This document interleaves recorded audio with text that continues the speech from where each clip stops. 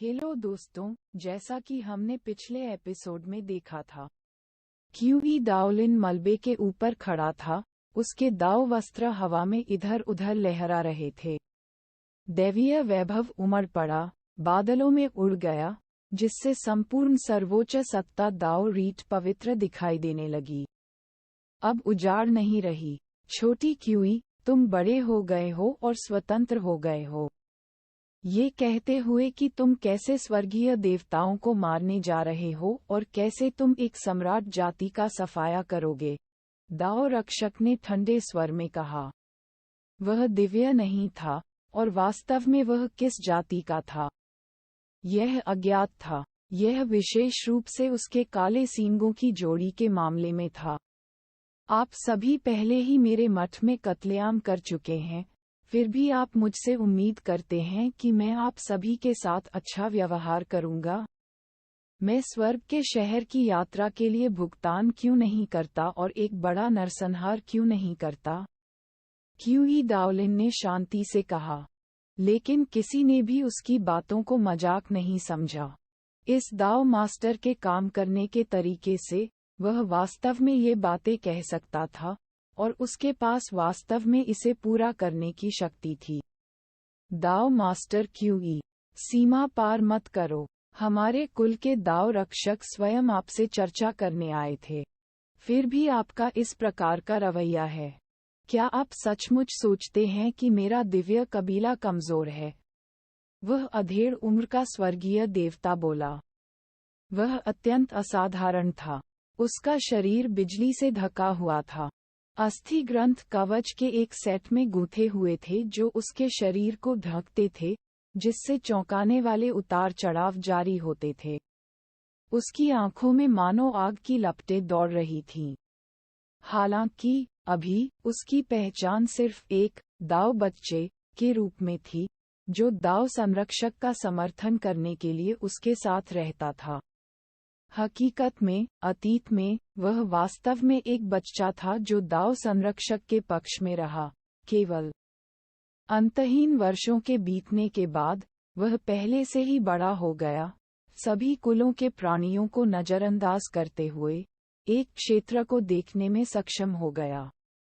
अगर मैं वास्तव में सीमा पार करने जा रहा होता, तो मैंने आप सभी को कोई चेहरा दिखाए बिना बहुत पहले ही नरसंहार शुरू कर दिया होता।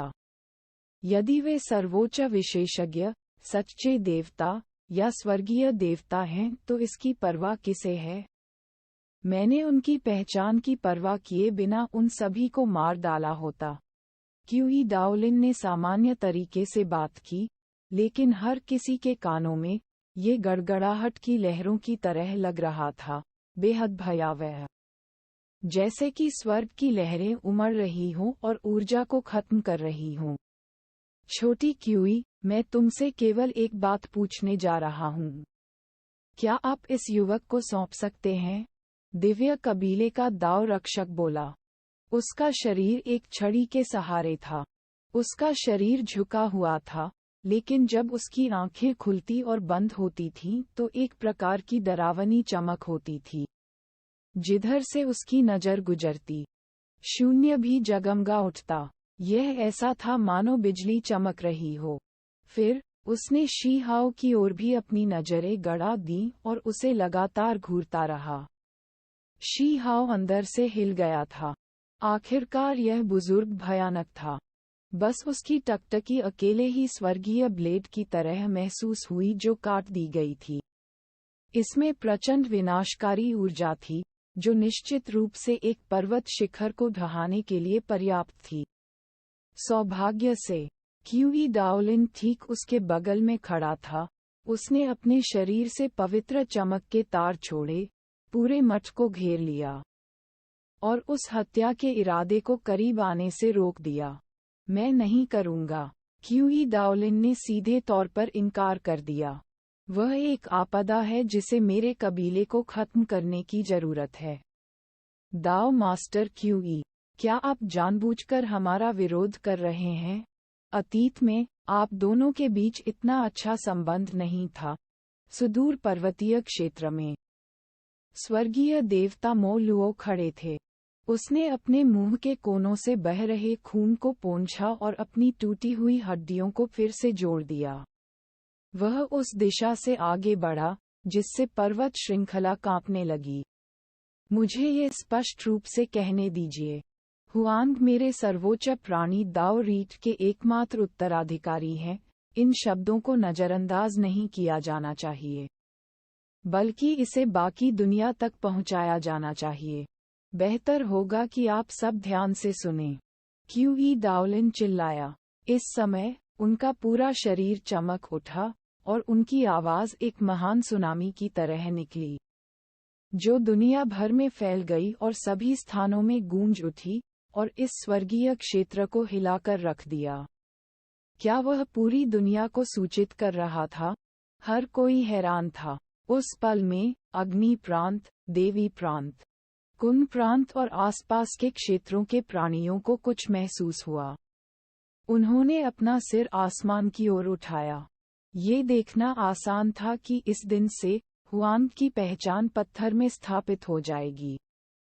वह सुप्रीम बीइंग दाओ रीट का एकमात्र उत्तराधिकारी बन जाएगा और अब एक भीला किसान नहीं रहेगा। जो कोई भी उनके खिलाफ कार्रवाई करना चाहता था उसे पहले परिणामों पर पुनर्विचार करना पड़ता था। आप स्वर्गीय देवता मो लुओ की अभिव्यक्ति बदल गई।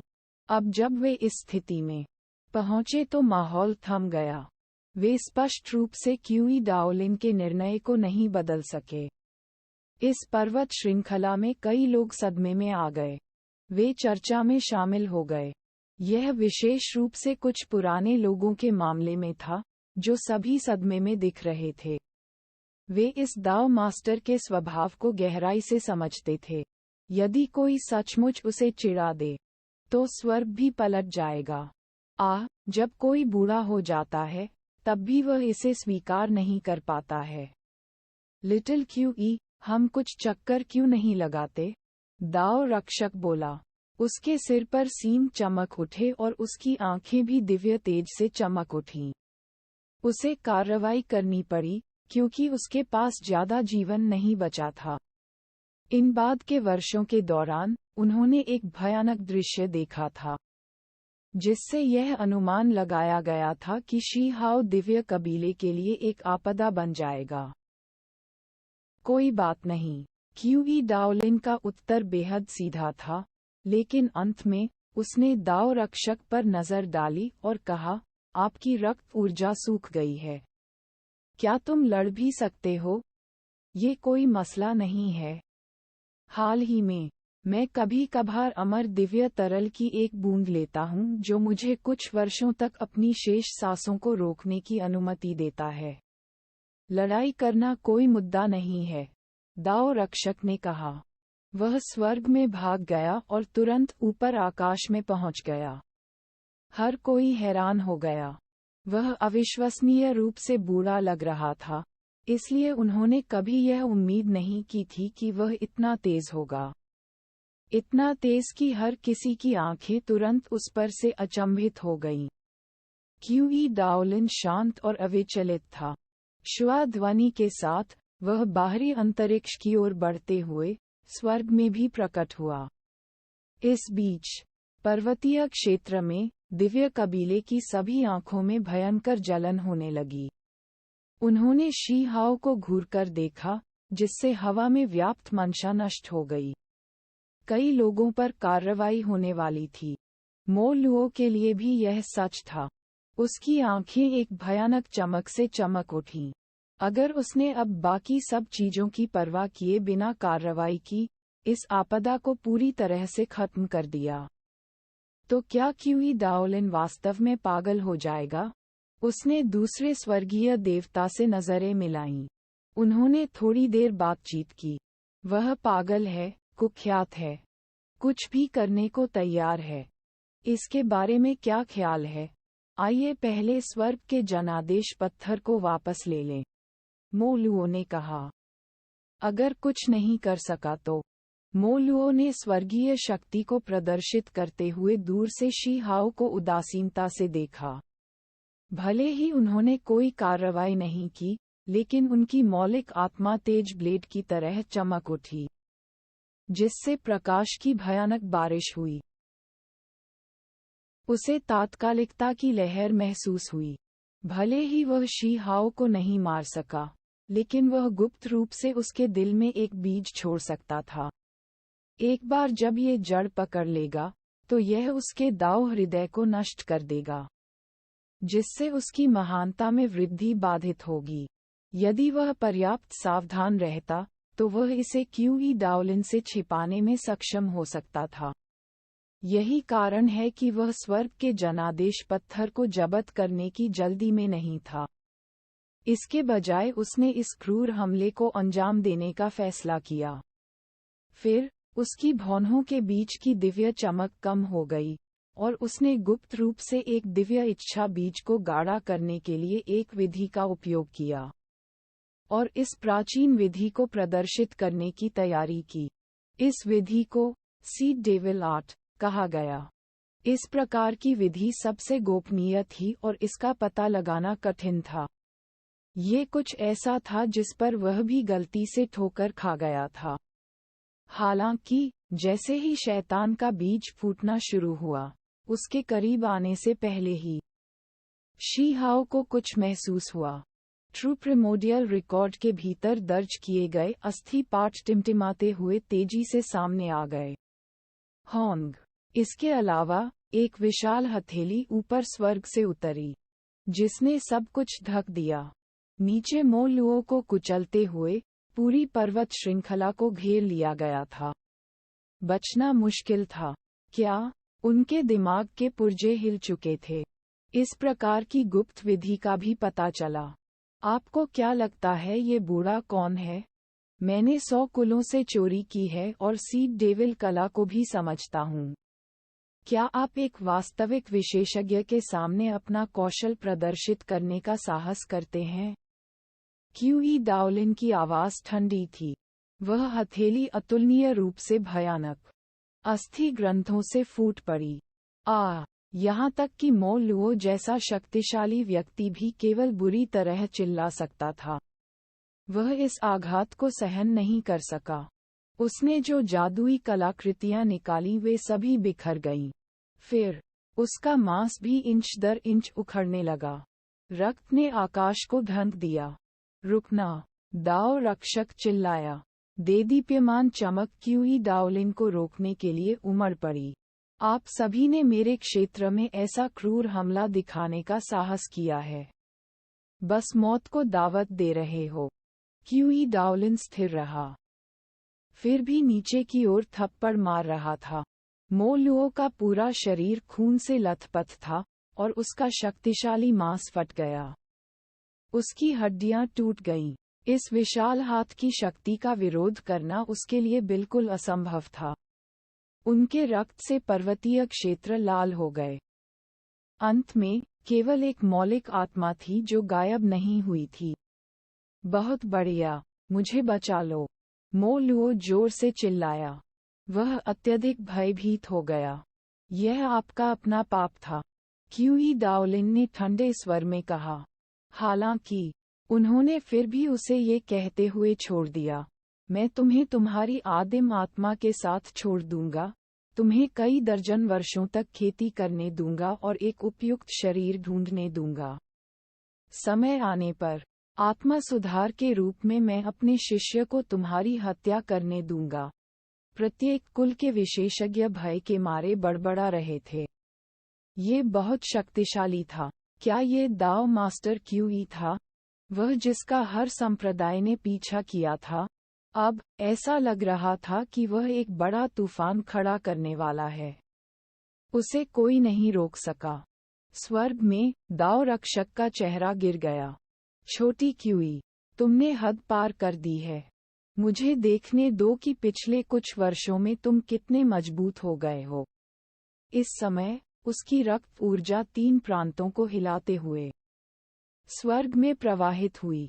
ये ज्ञात नहीं था कि कितने महान संप्रदायों के विशेषज्ञों ने इस दिशा में अपना सिर उठाया था।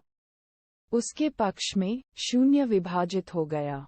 न जाने कितने ली तक फैल गया और यहाँ तक कि बाहरी अंतरिक्ष तक भी पहुँच गया। ऐसा लग रहा था मानो सारी दुनिया बिखर जाएगी। इस समय वह अब बूढ़ा नहीं था, यहाँ तक कि उसका मांस चमक रहा था और उसका शरीर सीधा था। उसके सिर के काले बाल झड़ गए, जिससे उसकी युवावस्था तुरंत ठीक हो गई। उनकी जीवटता अत्यंत समृद्ध थी, मजेदार। ऐसा लगता है जैसे अमर दिव्य तरल ने वास्तव में अपना प्रभाव प्रदर्शित किया है। मेरे 8वें-9वें आसमान की कला की शक्ति का परीक्षण करने का सही अवसर। क्यूई डाओलिन ने शांति से कहा। किसी कबीले के दाव रक्षक से बिल्कुल भी नहीं डरना। क्यूई डाओलिन बाहरी अंतरिक्ष में खड़ा था, सुनहरे वस्त्र लहरा रहे थे। उसका एक हाथ उसकी पीठ के पीछे था, लेकिन उसके चारों ओर अंतहीन धुंध छाई हुई थी और दिव्य चमक ने दुनिया को रोशन कर दिया था। उन्होंने 8-9वें स्वर्ग की कला का प्रदर्शन किया, और उनके द्वारा समझी गई 8 सबसे शक्तिशाली कीमती तकनीकों को एक ही समय में प्रदर्शित किया गया। एक साथ विलय किया गया और एक महान दाव ध्वनि जारी की गई जो इतनी तेज थी कि बहरे भी सुन सकते थे। प्रतीकों ने असीमित संसार को भर दिया। बिजली आकाश में दौड़ गई, एक सच्चा फीनिक्स आग की लपटें लेकर दहाड़ने लगा। एक पेंग ने अपने पंख फैलाए, एक स्वर्गीय ड्रैगन दहाड़ने लगा, तारे आपस में जुड़ गए, लहरें बन गईं। भयानक दाव प्रकाश दूर तक फैल गया। 8वें-9वें स्वर्ग की कला सक्रिय हो गई। इसमें भयानक ऊर्जा थी, जिसने कई बहुमूल्य तकनीकों का विलय कर दिया, जिससे उनकी शक्ति एक दूसरे पर हावी हो गई। इसमें सभी प्रकार के चौंकाने वाले दृश्य उत्पन्न हुए। अंत में, दाव रक्षक ने बड़ी मात्रा में खून निकाला, उसका पूरा शरीर बाहर की ओर उड़ गया। सभी सबसे शक्तिशाली दिव्य क्षमताएं बिखर गईं, और वह गंभीर रूप से घायल हो गया।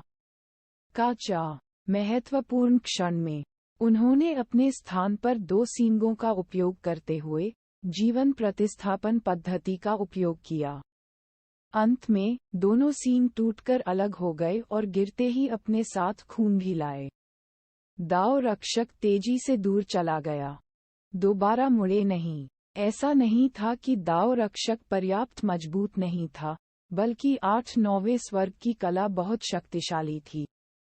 इसके अलावा, दोनों ने एक दूसरे का सामना करने के लिए अपने सबसे शक्तिशाली तरीकों का इस्तेमाल किया, इसलिए एक पक्ष निश्चित रूप से हार रहा था।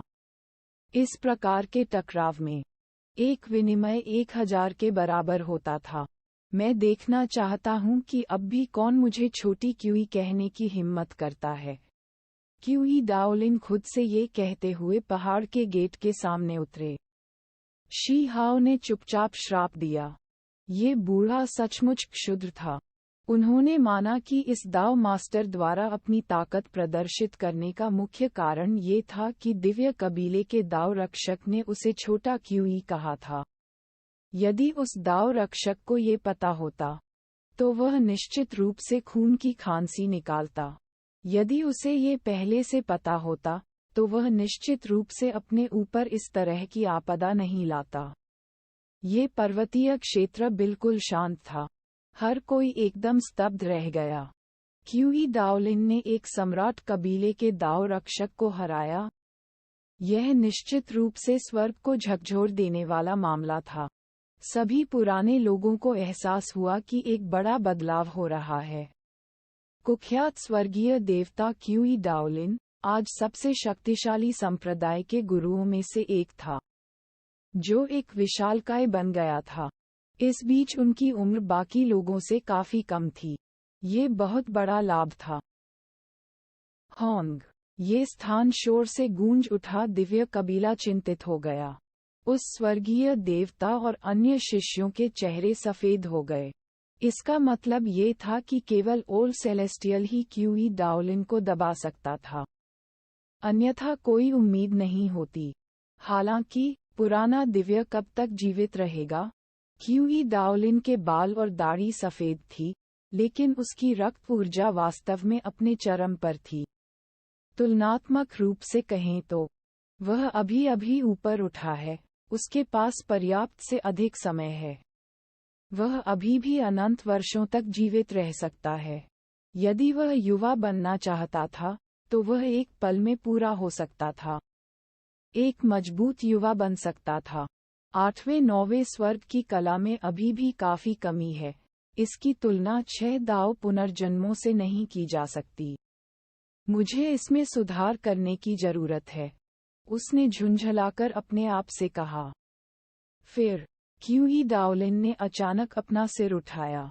उसने सभी दिशाओं पर अपनी दृष्टि घुमाई। आज मैं दुनिया को सूचित कर रहा हूँ कि हुआंग मेरे सर्वोच्च वंश का उत्तराधिकारी है। उन्होंने गंभीरता से बात की। ये स्पष्ट रूप से शी हाओ की सुरक्षा के लिए था, ताकि दूसरों को उसके खिलाफ लगातार साजिश रचने से रोका जा सके। हालांकि मैं किसी भी सर्वोच्च विशेषज्ञ को उसे मारने की अनुमति दूंगा। निम्नलिखित वाक्य ने सभी को स्तब्ध कर दिया। दिव्य ज्वाला क्षेत्र भी ठीक है। आप जैसे चाहें उस पर हमला करें, क्यूई डाओलिन ने फिर जोड़ा। जब शी हाओ ने ये सुना, तो उसकी भौहें तन गईं। ये बूढ़ा आदमी क्या कहना चाह रहा था? क्या वह पूरी दुनिया को शी हाओ का दुश्मन बनाने की कोशिश कर रहा था? हालांकि, अगर स्वर्गीय देवता अपनी पहचान की परवाह किए बिना मेरे शिष्य को नुकसान पहुंचाने की कोशिश करते हैं, तो इस पर असभ्य होने का आरोप न लगाएं। मैं आपके संप्रदाय के दाव भाग्य को मिटा दूंगा, आपके सभी शिष्यों को नष्ट कर दूंगा। क्यूई डाओलिन की आवाज अतुलनीय रूप से महान थी, जो स्वर्ग और पृथ्वी तक गूंज रही थी। अब जब बात इस स्थिति तक पहुंच गई तो सब समझ गए। क्यूई डाओलिन युवा पीढ़ी के बीच संघर्ष से परेशान नहीं होंगे। ठीक उसी तरह जब हजारों साल पहले उनके 2 शिष्यों पर हर तरफ से हमला किया गया था। हालांकि, यदि स्वर्गीय देवताओं ने अपनी पहचान की परवाह किए बिना उसके शिष्यों को निशाना बनाया, तो वह निश्चित रूप से उनसे मिलने आएगा और एक बड़ा नरसंहार करेगा। दाओ मास्टर क्यूई की कुख्यात प्रतिष्ठा थी। यदि वह सचमुच बदला लेना चाहता, तो उसकी शक्ति को रोकना सचमुच कठिन होता। सुप्रीम बीइंग दाओ रीट के बहुत अधिक शिष्य नहीं थे, केवल 2 ही थे। क्यूई डाओलिन दूसरों से बदला लेने से बिल्कुल भी नहीं डरते थे, और इसीलिए उन्होंने इतना खुलकर बोलने का साहस किया। इस मठ को घास फूस ने ढक दिया था, नींव टूट गई थी और हर जगह मलबा फैल गया था। लेकिन इन 2 व्यक्तियों की प्रतिभा से यह स्थान पवित्र और अलग दिखने लगा। हुआंग सुप्रीम बीइंग दाओ राइट के उत्तराधिकारी बन गए। अब जब क्यूई डाओलिन ने दुनिया को सूचित कर दिया है, तो हुआंग के खिलाफ योजना बनाने वालों की संख्या अब उतनी नहीं होगी, है ना? कम से कम खुलेआम तो नहीं, है ना? सभी संप्रदायों के साधकों ने चर्चा की। वे बेहद उत्साहित थे। अभी महान युद्ध ने उनका खून खौला दिया। दिव्य कबीले का दाव रक्षक पराजित हो गया। इसका प्रभाव जबरदस्त था। कुख्यात क्यूई डाओलिन का शिष्य बनकर हुआंग एक प्रसिद्ध व्यक्ति बन गया। इसकी खबर निश्चित रूप से कई महान संप्रदायों में फैल जाएगी, और यह अज्ञात था कि क्या ये कार्रवाई उसे बुरा कृषक बना देगी। दिव्य कबीले को सबसे अधिक निराशा महसूस हुई। उनमें से कई के चेहरे राख के रंग के थे। इसका मानसिक आघात बहुत बड़ा था। उनके स्वर्गीय देवताओं का कोई मुकाबला नहीं था, और दाव रक्षक के 2 सींग काट दिए गए थे। ये गौरवशाली सम्राट कबीला इसे कैसे सहन कर सकता था? सभी ने अपने हाथ नीचे कर लिए, कसकर अपनी मुट्ठियां भींच लीं। ये बहुत बड़ा अपमान था, लेकिन वे क्या कर सकते थे? क्या ओल्ड सेलेस्टियल कार्रवाई करेगा? हालांकि, वह जल्द ही असीम निर्जन क्षेत्र में प्रवेश करने वाला था। वहीं, कुछ लोगों को अफसोस भी हुआ। उस समय, यदि वे शी हाओ की बहुमूल्य तकनीकों की लालसा नहीं करते और उसके साथ अच्छे संबंध विकसित नहीं करते, तो यह एक पूरी तरह से अलग दृश्य होता। अब कुछ भी कहने में बहुत देर हो चुकी थी। हुआंग, एक युवा, ने मेरे कबीले के स्वर्गीय देवता को आपदा का सामना करना पड़ा और दाव रक्षक महान को घायल कर दिया। युवा उत्कृष्ट प्रतिभाएं मारी गईं। ये सचमुच असाधारण शर्म और अपमान है। कुछ लोग दुख और आक्रोश में थे। उन्हें अपने पिछले कर्मों पर बहुत पछतावा हो रहा था। ये परिणाम बहुत भयानक था। केवल, चाहे उनकी आंखों और हृदय में कितना भी क्रोध क्यों न हो, फिर भी उन्हें अपना सिर झुकाना पड़ा। अन्यथा, क्यूई डाओलिन निश्चित रूप से दयालुतापूर्ण कार्य नहीं करेगा। एक भी दुर्घटना और उनका सफाया हो सकता है। युनशी पहाड़ की चोटी पर खड़ी थी। उसकी लंबी पोशाक हवा में लहराती हुई जमीन तक पहुंच रही थी। उसकी शुद्ध सफेद पुतलियां कुछ उदास थीं, उसकी आंखें बेहद स्वप्निल थीं। मानो उन पर कोई धुंध छा गई हो। उसके खूबसूरत बाल नाच रहे थे। उसका पूरा अस्तित्व बिना किसी उतार चढ़ाव के शांत था क्योंकि वह अनुपस्थित मन से देख रही थी। ये बहुत बुरा नहीं है। युनशी को अपने चेहरे पर मुस्कान लाने के लिए संघर्ष करना पड़ा। आज, उसकी हरकतें स्वीकार्य से आगे निकल गई थीं। उसने दिव्य कबीले का ध्यान रखते हुए कार्य नहीं किया, बल्कि उनके शत्रु का पक्ष लिया। स्वर्ग के शहर में मत लौटो, शी हाओ ने कहा। वह नहीं चाहता था कि दिव्य कबीला उसके लिए चीजें कठिन बनाए। युनशी ने अपना सिर हिलाया। उसके दादा और प्रियजन अभी भी वहीं थे, तो वह वापस कैसे नहीं जा सकती थी। अंत में, वह अभी भी दिव्य कबीले की सदस्य थी, इसलिए चाहे कुछ भी हो, वह अभी भी कबीले को धोखा नहीं दे सकती थी। तुम्हें चिंता करने की जरूरत नहीं है। कुछ भी बुरा नहीं होगा। ओल्फ सेलेस्टियल और अन्य सभी मेरे लिए काफी अच्छे हैं, और वे मेरे कार्य को समझेंगे। इसके अलावा, अभी स्वर्ग के जनादेश वाले पत्थरों वाले लोगों की संख्या अब उतनी अधिक नहीं है। युनशी ने इसके बाद बोलना जारी नहीं रखा। युयु आधी अपंग थी, इसलिए अब वह दिव्य कबीले की सबसे शक्तिशाली प्रतिभा बन गई थी। दिव्य कबीला अपना भविष्य नष्ट नहीं करेगा और केवल उसका मार्गदर्शन करेगा। उसे संप्रदाय से जुड़े होने का एहसास दिलाने की कोशिश करेगा। मैं दूसरे को भी क्यों नहीं काट देता? शी हाओ ने कहा। उसने स्वर्ग के जनादेश पत्थर वाले दूसरे व्यक्ति को खोजने के लिए पूरे कबीले में देखा। नहीं, युनशी को डराया गया। जब तक आप जीवित हैं, और मैं अभी भी अपने जीवन के शीर्ष पर हूँ, दिव्य कबीला बिना सोचे समझे आंख बंद करके कार्य करने का साहस नहीं करेगा। वे सीमा से आगे नहीं जाएंगे, क्यूई डाओलिन ने टोकते हुए शी हाओ से कहा। युनशी ने उसे आखिरी बार देखा। उसकी आंखों में निराशा थी। उसके चमकते सफेद और हिलते चेहरे पर थोड़ा दुख महसूस हुआ। उसकी आंखों में हल्की सी पानी भरी धुंध छाई हुई थी। वह वास्तव में नहीं चाहती थी कि चीजें वैसे ही खत्म हों जैसे वे हुई थीं। बात बस इतनी सी थी कि बहुत सारी चीजें हो चुकी थीं। उसने तेजी से प्रस्थान करने से पहले अपने हाथ हिलाए। दिव्य कबीला कुछ और कहने का साहस न करते हुए चला गया। यदि उन्होंने कोई भी उग्र शब्द कहने का साहस किया, तो उनमें से एक भी बच नहीं पाएगा। चीजें इस तरह खत्म हुईं। इस महान तूफान का समापन हो गया। ये कहा जा सकता है कि इस बार दिव्य कबीले का नुकसान बहुत बड़ा था। उनकी दिव्य खदानें नष्ट कर दी गईं। उच्च स्तर के लोग पराजित हो गए। सच्चे देवता और युवा सर्वोच्च विशेषज्ञ यहाँ तक कि शी हाओ द्वारा मारे गए। ये बहुत चौंकाने वाला था। अंत में, यह एक पूर्व सम्राट कबीला है। इसमें पिछले वर्षों की ताकत नहीं है। सभी ने प्रशंसा से आह भरी। उनकी महिमा पुरातन युग में पीछे रह गई थी। इस युग में अब कोई सम्राट कबीला नहीं रहा। सभी एक के बाद एक चले गए। इस पर्वतीय क्षेत्र में सर्वत्र आकृतियां थीं। इस स्थान ने धीरे धीरे अपनी शांति पुनः प्राप्त कर ली। फिर खबर बाहर चली गई। सारे प्रांत हिल गए। कुछ महान संप्रदायों को यथाशीघ्र समाचार प्राप्त हुआ, जिससे वे पूरी तरह से स्तब्ध रह गए। युवा हुआंग ने वास्तव में इतने बड़े तूफान को उकसाया, यहाँ तक कि कुख्यात क्यूई डाओलिन को भी इसमें खींच लिया। दिव्य कबीला बुरी तरह हार गया। ये भी कहा जा सकता है कि उन्होंने अपना सारा चेहरा खो दिया। ये हुआंग वास्तव में कुछ है।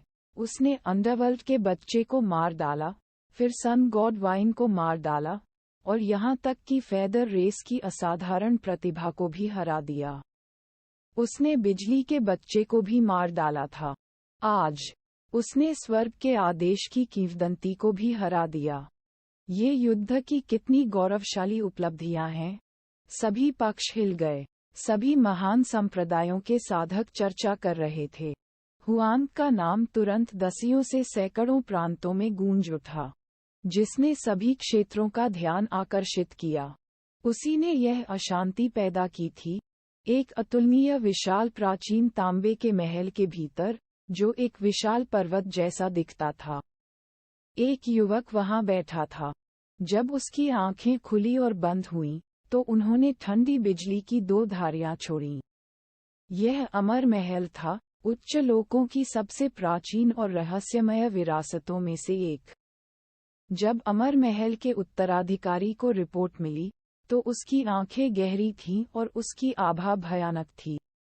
जब वह ओरिजिन स्काई सीक्रेट दायरे में युवा महान था, तब की तुलना में अब वह काफी अधिक शक्तिशाली था। अगर यहाँ कोई होता तो उसे जरूर बड़ा सदमा लगता। हालांकि उन दोनों की शक्लें एक जैसी थीं, फिर भी उनमें एक आंतरिक अंतर था। ये शख्स बहुत ही भयानक था। जब उसकी आंखें खुलती और बंद होती, तो सुनहरे और चांदी के प्रतीक लगातार प्रकट होते, मानो वे शून्य को भेद सकते हों। महान दाओ आभा का कतरा कतरा उसके शरीर से हवा में व्याप्त हो गया। बहुत बढ़िया, नाराज होने की कोई जरूरत नहीं है। वह निश्चित रूप से आपका प्रतिद्वंद्वी नहीं है, एक बूढ़े नौकर ने कहा। उसकी पीठ पर सुनहरे पंखों का एक जोड़ा था और उसकी आभा चौंकाने वाली थी। यह एक शीर्ष स्तर का देवता था। फिर भी वह अमर महल में केवल एक सेवक था। दूसरा शव वापस लाओ। वह मेरे स्थान पर दुनिया भर में घूमे और खेती छोड़ दी। अंत में मेरे चेहरे की रोशनी भी चली गई। इस युवक ने शांति से कहा। बहुत बढ़िया इच्छा है। बूढ़े नौकर की अभिव्यक्ति बदल गई। मुख्य शरीर दूसरे शरीर को मारने वाला था और फिर उससे भी अधिक शक्तिशाली दूसरा शरीर तैयार करने वाला था। मुझे पता है कि उसके साथ तुम्हारे रिश्ते खराब नहीं हैं, लेकिन चिंता करने की कोई जरूरत नहीं है। मेरे पास समय नहीं बचा है, इसलिए मैं दूसरा शरीर बनाने के लिए अपनी मौलिक ऊर्जा बर्बाद नहीं करूंगा। इस युवक ने उदासीनता से कहा। वह खड़ा हुआ और कांस्य अमर महल के आसपास की अराजक ऊर्जा को देखने लगा। 100 नदियां समुद्र में एकत्रित होती हैं। 3000 प्रांतों का महान युद्ध शुरू होने वाला है। मुझे अपनी सबसे मजबूत स्थिति तक पहुंचना है। बूढ़े नौकर का दिल कांप उठा। वह जानता था कि युवक क्या करने वाला है। महान, अब और इंतजार नहीं किया जाएगा। अब दोनों शरीरों को एक कर दोगे, सही? मुख्य निकाय और दूसरा निकाय एक साथ लौटेंगे। मैं सबसे शक्तिशाली अवस्था के साथ अमर प्राचीन में प्रवेश करने जा रहा हूँ और अन्य सभी से ऊपर उठूंगा। युवक ने उदासीनता से कहा। उन्होंने एक प्रकार का आत्मविश्वास जगाया कि उनसे महान कोई दूसरा नहीं है। यदि अन्य लोगों ने ये जानकारी सुनी, तो वे निश्चित रूप से भयभीत हो जाएंगे और इस पर विश्वास करना कठिन होगा। अमर महल का उत्तराधिकारी, जो बाहरी दुनिया में इतना शक्तिशाली था, वास्तव में तुलनात्मक रूप से कमजोर दूसरा शरीर था। वास्तविक शरीर नहीं, यह अंतहीन रूप से भयावह था। संभवतः ऐसे बहुत से लोग हैं जिन्हें ये गलतफहमी थी कि मैं स्वर्ग के नीचे अपराजित शासन नहीं कर सकता। इस हद तक कि वे मानते हैं कि ऐसे कई लोग हैं जो मेरी बराबरी कर सकते हैं। प्राचीन शैतानों की तो बात ही छोड़ दें। मैं उन सभी को एक सुखद आश्चर्य देने जा रहा हूँ। अमर महल के उत्तराधिकारी ने उदासीनता से कहा। महान व्यक्ति का चरित्र स्वर्ग को छू लेने वाला होता है, जो प्राचीन काल से शायद ही कभी देखा गया हो। आप निश्चित रूप से सभी शत्रुओं को परास्त करने में सक्षम होंगे। बुजुर्ग बोला। उसके पीछे सुनहरे पंख हिल गए और दाव ऊर्जा की किरणें हवा में फैल गईं। वह अत्यंत शक्तिशाली था, परंतु वह यहाँ केवल सेवक ही हो सकता था। अराजक ऊर्जा ने कांस्य अमर महल को घेर लिया था, और स्वर्ग और पृथ्वी स्रोत ऊर्जा के कण संघनित हो रहे थे। दृश्य आश्चर्यजनक था। यह एक ऐसी जगह थी जिसने स्वर्ग और पृथ्वी की प्राकृतिक किस्मत को जब्त कर लिया था। अगर यहाँ सामान्य लोग होते तो जरूर चौंक जाते। इस बीच यह एक ऐसा स्थान था जहाँ महान संप्रदाय के गुरु भी आना चाहते थे। यहाँ तक कि अगर वे यहाँ इस प्राचीन महल में कुछ दिनों के लिए ही रुक सकें, तो भी उन्हें ऐसा करने में खुशी होगी। यहाँ प्राचीन वंशज उत्कीर्णन थे, मानव अमर विरासत। शायद बहुत से लोग यह मानते हैं कि उन प्राचीन शैतानों के सामने आने से मैं शीर्ष 10 या शीर्ष 20 में भी स्थान नहीं पा सकूंगा। हाँ, युवक ने अपने आप से कहा। उसके चेहरे पर व्यंग्य झलक रहा था। महान लोगों की प्राकृतिक योग्यताएं महान होती हैं, उनकी कल्पनाओं से कहीं अधिक महान। समय आने पर सभी को बहुत बड़ा झटका लगेगा, बूढ़े नौकर ने कहा। वह आंख मूंद कर प्रशंसा नहीं कर रहा था, बल्कि सचमुच विश्वास कर रहा था कि यह युवक बहुत शक्तिशाली था। भले ही यह सिर्फ मुख्य निकाय था जो बाहर चला गया, यह एक क्षेत्र को उखाड़ फेंकने के लिए पर्याप्त होगा। इस बीच कुछ ही समय बाद मुख्य निकाय और दूसरे निकाय का विलय हो जाएगा। तब वे कितने शक्तिशाली हो जाएंगे, भविष्यवाणी करना असंभव था। वास्तव में शायद केवल हेवन मेंडिंग संप्रदाय ही यह अनुमान लगा सकता था कि उसने अपना सबसे शक्तिशाली राज्य प्रदर्शित नहीं किया है, क्योंकि यू चान के मुख्य निकाय ने भी अमर पैलेस के तरीकों को प्राप्त किया था। एक अन्य प्राचीन भूमि में जहां बैंगनी ऊर्जा घूमती थी, वहां बड़े पहाड़ थे जो प्राचीन काल से मौजूद थे। इसी समय एक भयंकर भूकंप की गड़गड़ाहट हुई, और 1,00,000 जिन विशाल चट्टान को एक पहाड़ के आधार से बाहर निकाला गया, जो बिना किसी निशान के गायब होने से पहले बादलों में प्रवेश कर गया। हा हा, एक बेलगाम बड़ी हंसी की आवाज आई, जिसने स्वर्गीय गुंबद को हिला दिया। एक पुरुष एक प्राचीन गुफा से बड़े कदमों से बाहर चला गया। उसका सिर खून के रंग के बालों से ढका हुआ था, उसकी भौहों के बीच एक ऊर्ध्वाधर आंख थी। वह काफी साहसी और तेज तर्रार था, आसमान की ओर देखने के लिए अपना सिर उठाता था। आखिरकार मैं बाहर आ गया। उस बूढ़े व्यक्ति ने मुझे 20 वर्षों तक निष्क्रिय बना दिया है। हर बार मुझे उच्च साधना क्षेत्र वाले व्यक्तियों के खिलाफ जीवन और मृत्यु के शुद्धिकरण, लड़ाई और रक्त संघर्ष से गुजरना पड़ता है। आज मैं आजाद हूँ। हा हा हा। मैंने ग्रेट हेवन बर्निंग कला को उस स्तर तक विकसित किया है जिसे मेरी उम्र में किसी ने पहले कभी पूरा नहीं किया है। 9वां ग्रेट हेवन चरण।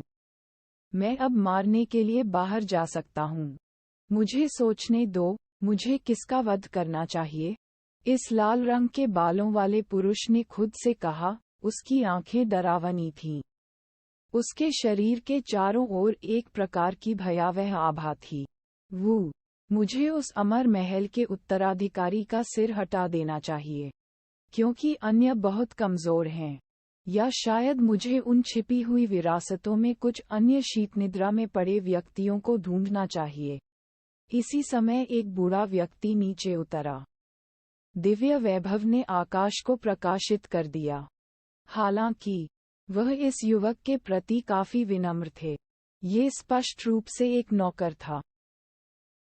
अच्छा समय, मुझे बताओ कि ऐसे कौन से लोग हैं जो दुर्जेय हैं। मुझे उनमें से कम 2 या 3 का वध करना होगा। अन्य रहस्यमय प्राचीन प्रांतों में भी ऐसी ही बातें हो रही थीं। जो प्रतिभाएं शीत निद्रा में थीं, वे उभरी और बड़े अनियमित दृश्यों को जन्म दिया। एक सुनहरी झील के किनारे बड़ा हंगामा हो रहा था। पानी के नीचे की जागीर के भीतर पवित्र चमक स्वर्ग में पहुंची, जिसने इस स्वर्गीय क्षेत्र को हिला दिया और उस प्रांत के कई महान संप्रदायों को चौंका दिया। कई लोग स्तब्ध होकर इस जगह की ओर देख रहे थे। एक महिला पानी के भीतर से पुनर्जीवित हो गई, हवा में उड़ गई और सुनहरी रोशनी की हजारों धारियों के साथ फूट पड़ी। उसके सुनहरे बालों वाला सिर नाच रहा था, और यहाँ तक कि उसकी पुतलियां भी सुनहरी थीं। उसने पहाड़ों, नदियों और जीवों को नजरअंदाज कर दिया। उसकी आभा अत्यंत शक्तिशाली थी, लेकिन उसने स्पष्ट रूप से अभी तक अपनी दिव्य लौ प्रज्वलित नहीं की थी। हालांकि वह निश्चित रूप से डरावनी थी। इस विरासत ने कई हजार वर्षों तक किसी को पैदा नहीं किया था। सबने सोचा कि वे सूख गए हैं। हम में से किसी ने भी उम्मीद नहीं की थी कि इस चरम जल जागीर की मौलिक अराजकता का निर्माण खुलेगा, और यह सुनहरे बालों वाली स्वर्गीय महिला प्रकट होगी। यहाँ ताकतवर लोग आहें भर रहे थे। वे सभी बहुत प्रभावित हुए। इसके अतिरिक्त अन्य महान संप्रदायों में भी विचित्र घटनाएं घटित होती रहती थीं। 3000 प्रांतों का महान युद्ध शुरू होने वाला है। जो लोग शीतनिद्रा में थे वे बाहर आने लगे हैं। पर्वतीय क्षेत्र अत्यंत शांत था। क्यूई डाओलिन नीले पत्थर के एक बड़े टुकड़े के ऊपर बैठा था। उसके सुनहरे दाओ वस्त्र इधर उधर लहरा रहे थे। उसके बाल बिल्कुल सफेद थे।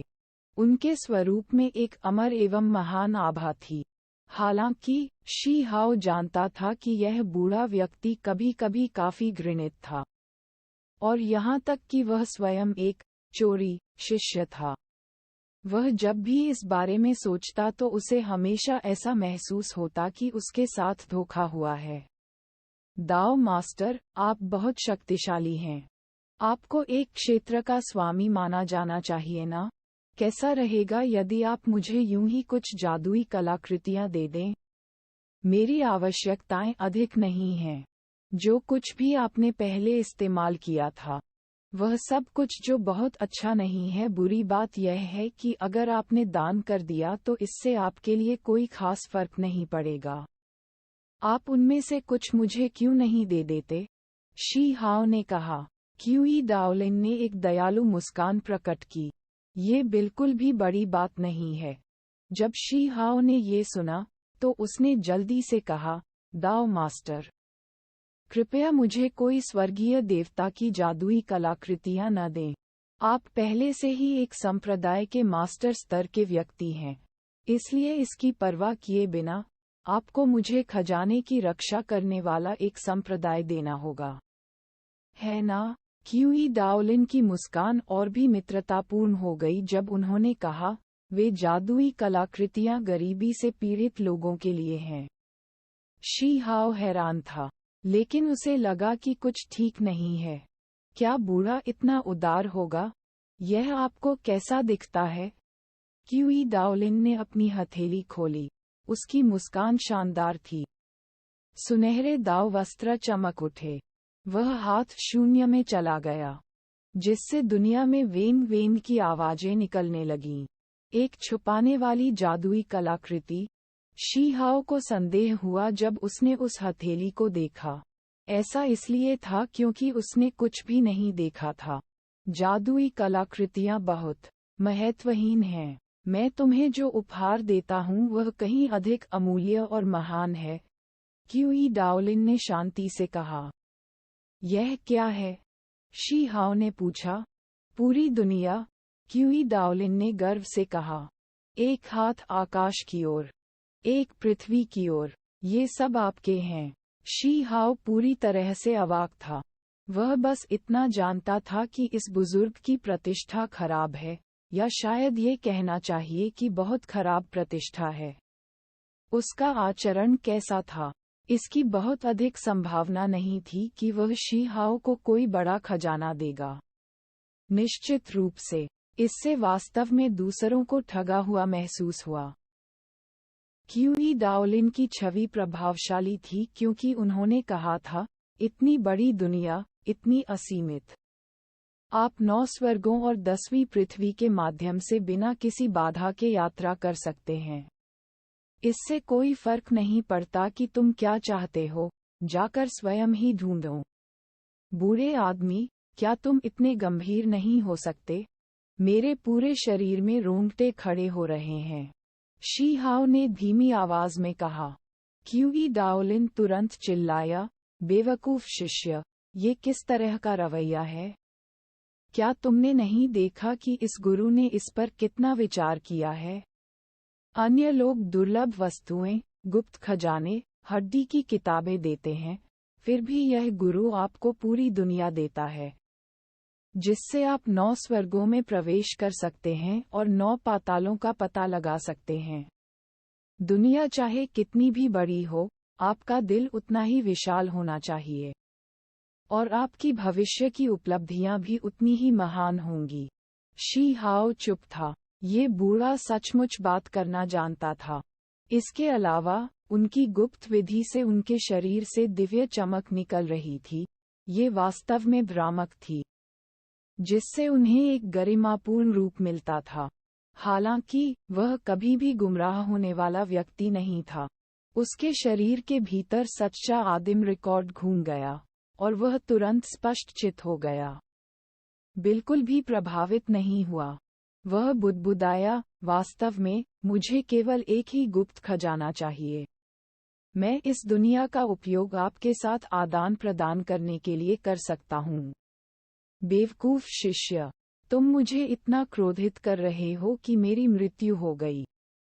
उस समय, मेरे भाषण को सुनने के बाद आपके 2 वरिष्ठ भाइयों को तुरंत एहसास हुआ। उनके दिल आसमान की ओर बढ़ रहे थे, आंखें आंसुओं से भरी थीं। जोर जोर से गा रहे थे कि कैसे वे पूरी दुनिया को नियंत्रित करने जा रहे थे, शीर्ष के लिए लड़ रहे थे। उनकी वीरतापूर्ण आत्माएं थीं अतुलनीय। देखिए अब आप कैसे हैं? आपकी जागरूकता बहुत कम है। क्यूई डाओलिन को निराशा महसूस हुई। क्या ये सचमुच एहसास की एक झलक है या वे इतने क्रोधित थे कि उनकी आंखों में आंसू भर आए थे? बाद में दूसरों द्वारा पीटे जाने के बाद वे कभी वापस क्यों नहीं लौटे? शी हाओ ने धीरे से कहा, आप क्या कह रहे हैं? ये बहुत अनुचित है। अपने दाव मास्टर से सवाल करना, अपने वरिष्ठ भाइयों से सवाल करना। क्या आप संप्रदाय के खिलाफ जा रहे हैं? क्यूई डाओलिन ने उसकी ओर घूरकर देखा। बहरहाल, इस पुराने मामले ने उनकी काफी किरकिरी करा दी। यहाँ तक कि यह कुख्यात दाव मास्टर भी इसे सामने नहीं लाना चाहता था। बकवास। दाव मास्टर, मेरे 2 वरिष्ठ भाई कहाँ गए? क्या आपने उन्हें नहीं खोजा? शी हाओ ने बाहर जाकर देखने की इच्छा का भाव रखा। बेहतर होगा कि आप अपना मुंह बंद कर लें। यदि आप इस मामले को दोबारा उठाएंगे, तो मैं व्यक्तिगत रूप से आपको संप्रदाय से बाहर निकाल दूंगा। क्यूई डाओलिन ने उसकी ओर घूरकर देखा। मैं बस थोड़ा चकित था। दाव मास्टर की ताकत के साथ, उनके द्वारा सिखाए गए शिष्यों की इतनी कमी कैसे हो सकती है? फिर, किस तरह के आंकड़ों ने उन 2 वरिष्ठ भाइयों को संप्रदाय छोड़ने के लिए मजबूर कर दिया, ताकि वे कभी वापस न लौट सकें? बच्चे, क्या तुम पिटाई की तलाश में हो? क्यूई डाओलिन की भौहें तन गईं। हालांकि वह जानता था कि यह शरारती शिष्य जानबूझकर उसे क्रोधित कर रहा है। फिर भी उसने अतीत के बारे में कुछ बातें कही। इस बार, आप उस व्यक्ति से मिल सकेंगे क्या? वे दोनों वरिष्ठ भाई अभी भी जीवित हैं? दाव मास्टर, आप सचमुच कमजोर हैं। अगर मैं होता, तो मैं उन्हें सीधे ही मिटा देता। तुम अपने वरिष्ठों और पूर्वजों को शर्मसार करने वाले अपमानजनक मूर्ख हो। मैं तुम्हें बाहर निकालने जा रहा हूँ। ऐसा मत करो, दाओ मास्टर। आपको उदार भावना रखनी होगी। आप बस इस बारे में बात कर रहे थे कि आपका दिल दुनिया जितना बड़ा होना चाहिए और आपकी भविष्य की उपलब्धियां कितनी महान होंगी। शी हाओ ने अहंकारपूर्ण व्यवहार किया। मैं कभी भी दूसरों को धमकाना नहीं चाहूंगा, क्यूई डाओलिन ने दांत भींचकर कहा। इसके तुरंत बाद शी हाओ को पता चला कि भले ही उन्होंने कहा था कि यह लोगों का एक समूह था जो सुप्रीम बीइंग दाओ रीट पर हमला करने आया था, वास्तव में ये कोई और था जिसने गुप्त रूप से कार्रवाई की, उन 2 वरिष्ठ भाइयों को हरा दिया। वह व्यक्ति बाद में 3000 प्रांतों के महान निर्णायक युद्ध में शामिल हुआ और स्वर्ग में नंबर 1 बन गया। एक प्राचीन सन की, हो सकता है कि उसे इस दुनिया तक सील कर दिया गया हो। आप कह रहे हैं कि मैं उनसे मिल सकता हूँ? शी हाओ ने काफी चौंकते हुए अपनी ठुड्डी रगड़ी। उन्हें लगा कि इस महान निर्णायक युद्ध में बहुत सारे विशेषज्ञ थे। अपने वर्तमान अपराजित युद्ध रिकॉर्ड के साथ उसे अभी भी अकल्पनीय रूप से शक्तिशाली दुश्मनों का सामना करना पड़ सकता है। खूनी संघर्ष जरूर होगा। दाओ मास्टर, देखो, मैंने स्वर्ग के आदेश की किंवदंती को भी हरा दिया है। आपको चीजों पर पुनर्विचार करना चाहिए। अब मैं कितनी ऊपर तक रैंक कर सकता हूँ? शी हाओ ने कहा। क्यूई डाओलिन ने आह भरी। आश्चर्यजनक रूप से गंभीर हो गया। उन्होंने घातक गंभीर स्वर में कहा, मुझे कुछ और मामलों के बारे में पता चला। शीर्ष 20 के लिए प्रयास करने का प्रयास करें। यदि आप वास्तव में नहीं कर सकते हैं, तो शीर्ष 30 में प्रवेश करने के लिए अपना सर्वश्रेष्ठ प्रयास करें। जब शी हाओ ने ये सुना, तो उसका चेहरा तुरंत उतर गया। पिछली बार, उन्होंने उनसे शीर्ष 10 के लिए लड़ने के लिए कहा था। और यदि इससे वास्तव में मदद नहीं मिल सकी, तो शीर्ष 20 के लिए लड़ें। अब, ये सब अन्य 10 से पीछे क्यों धकेल दिया गया? बूढ़े आदमी, तुम क्या कहना चाह रहे हो? क्या आप मुझे बहुत कम नहीं आंक रहे हैं? वह काफी असंतुष्ट था।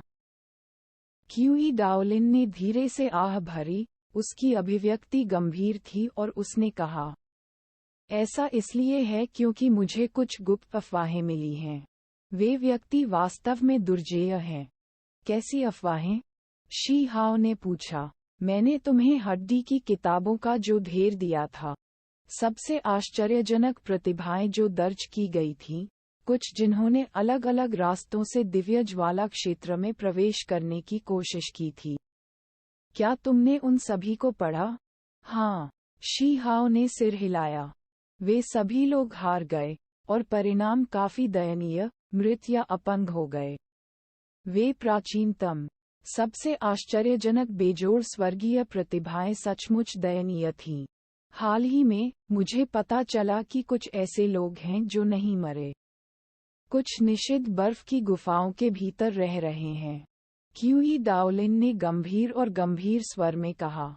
इसका मतलब है कि और भी प्राचीन राक्षस हैं। और वे सभी बेहद भयानक हैं। शी हाओ स्तब्ध रह गया। जब उसने उन हड्डी वाली किताबों को गंभीरता से पढ़ा, तब भी उसे पछतावा हुआ।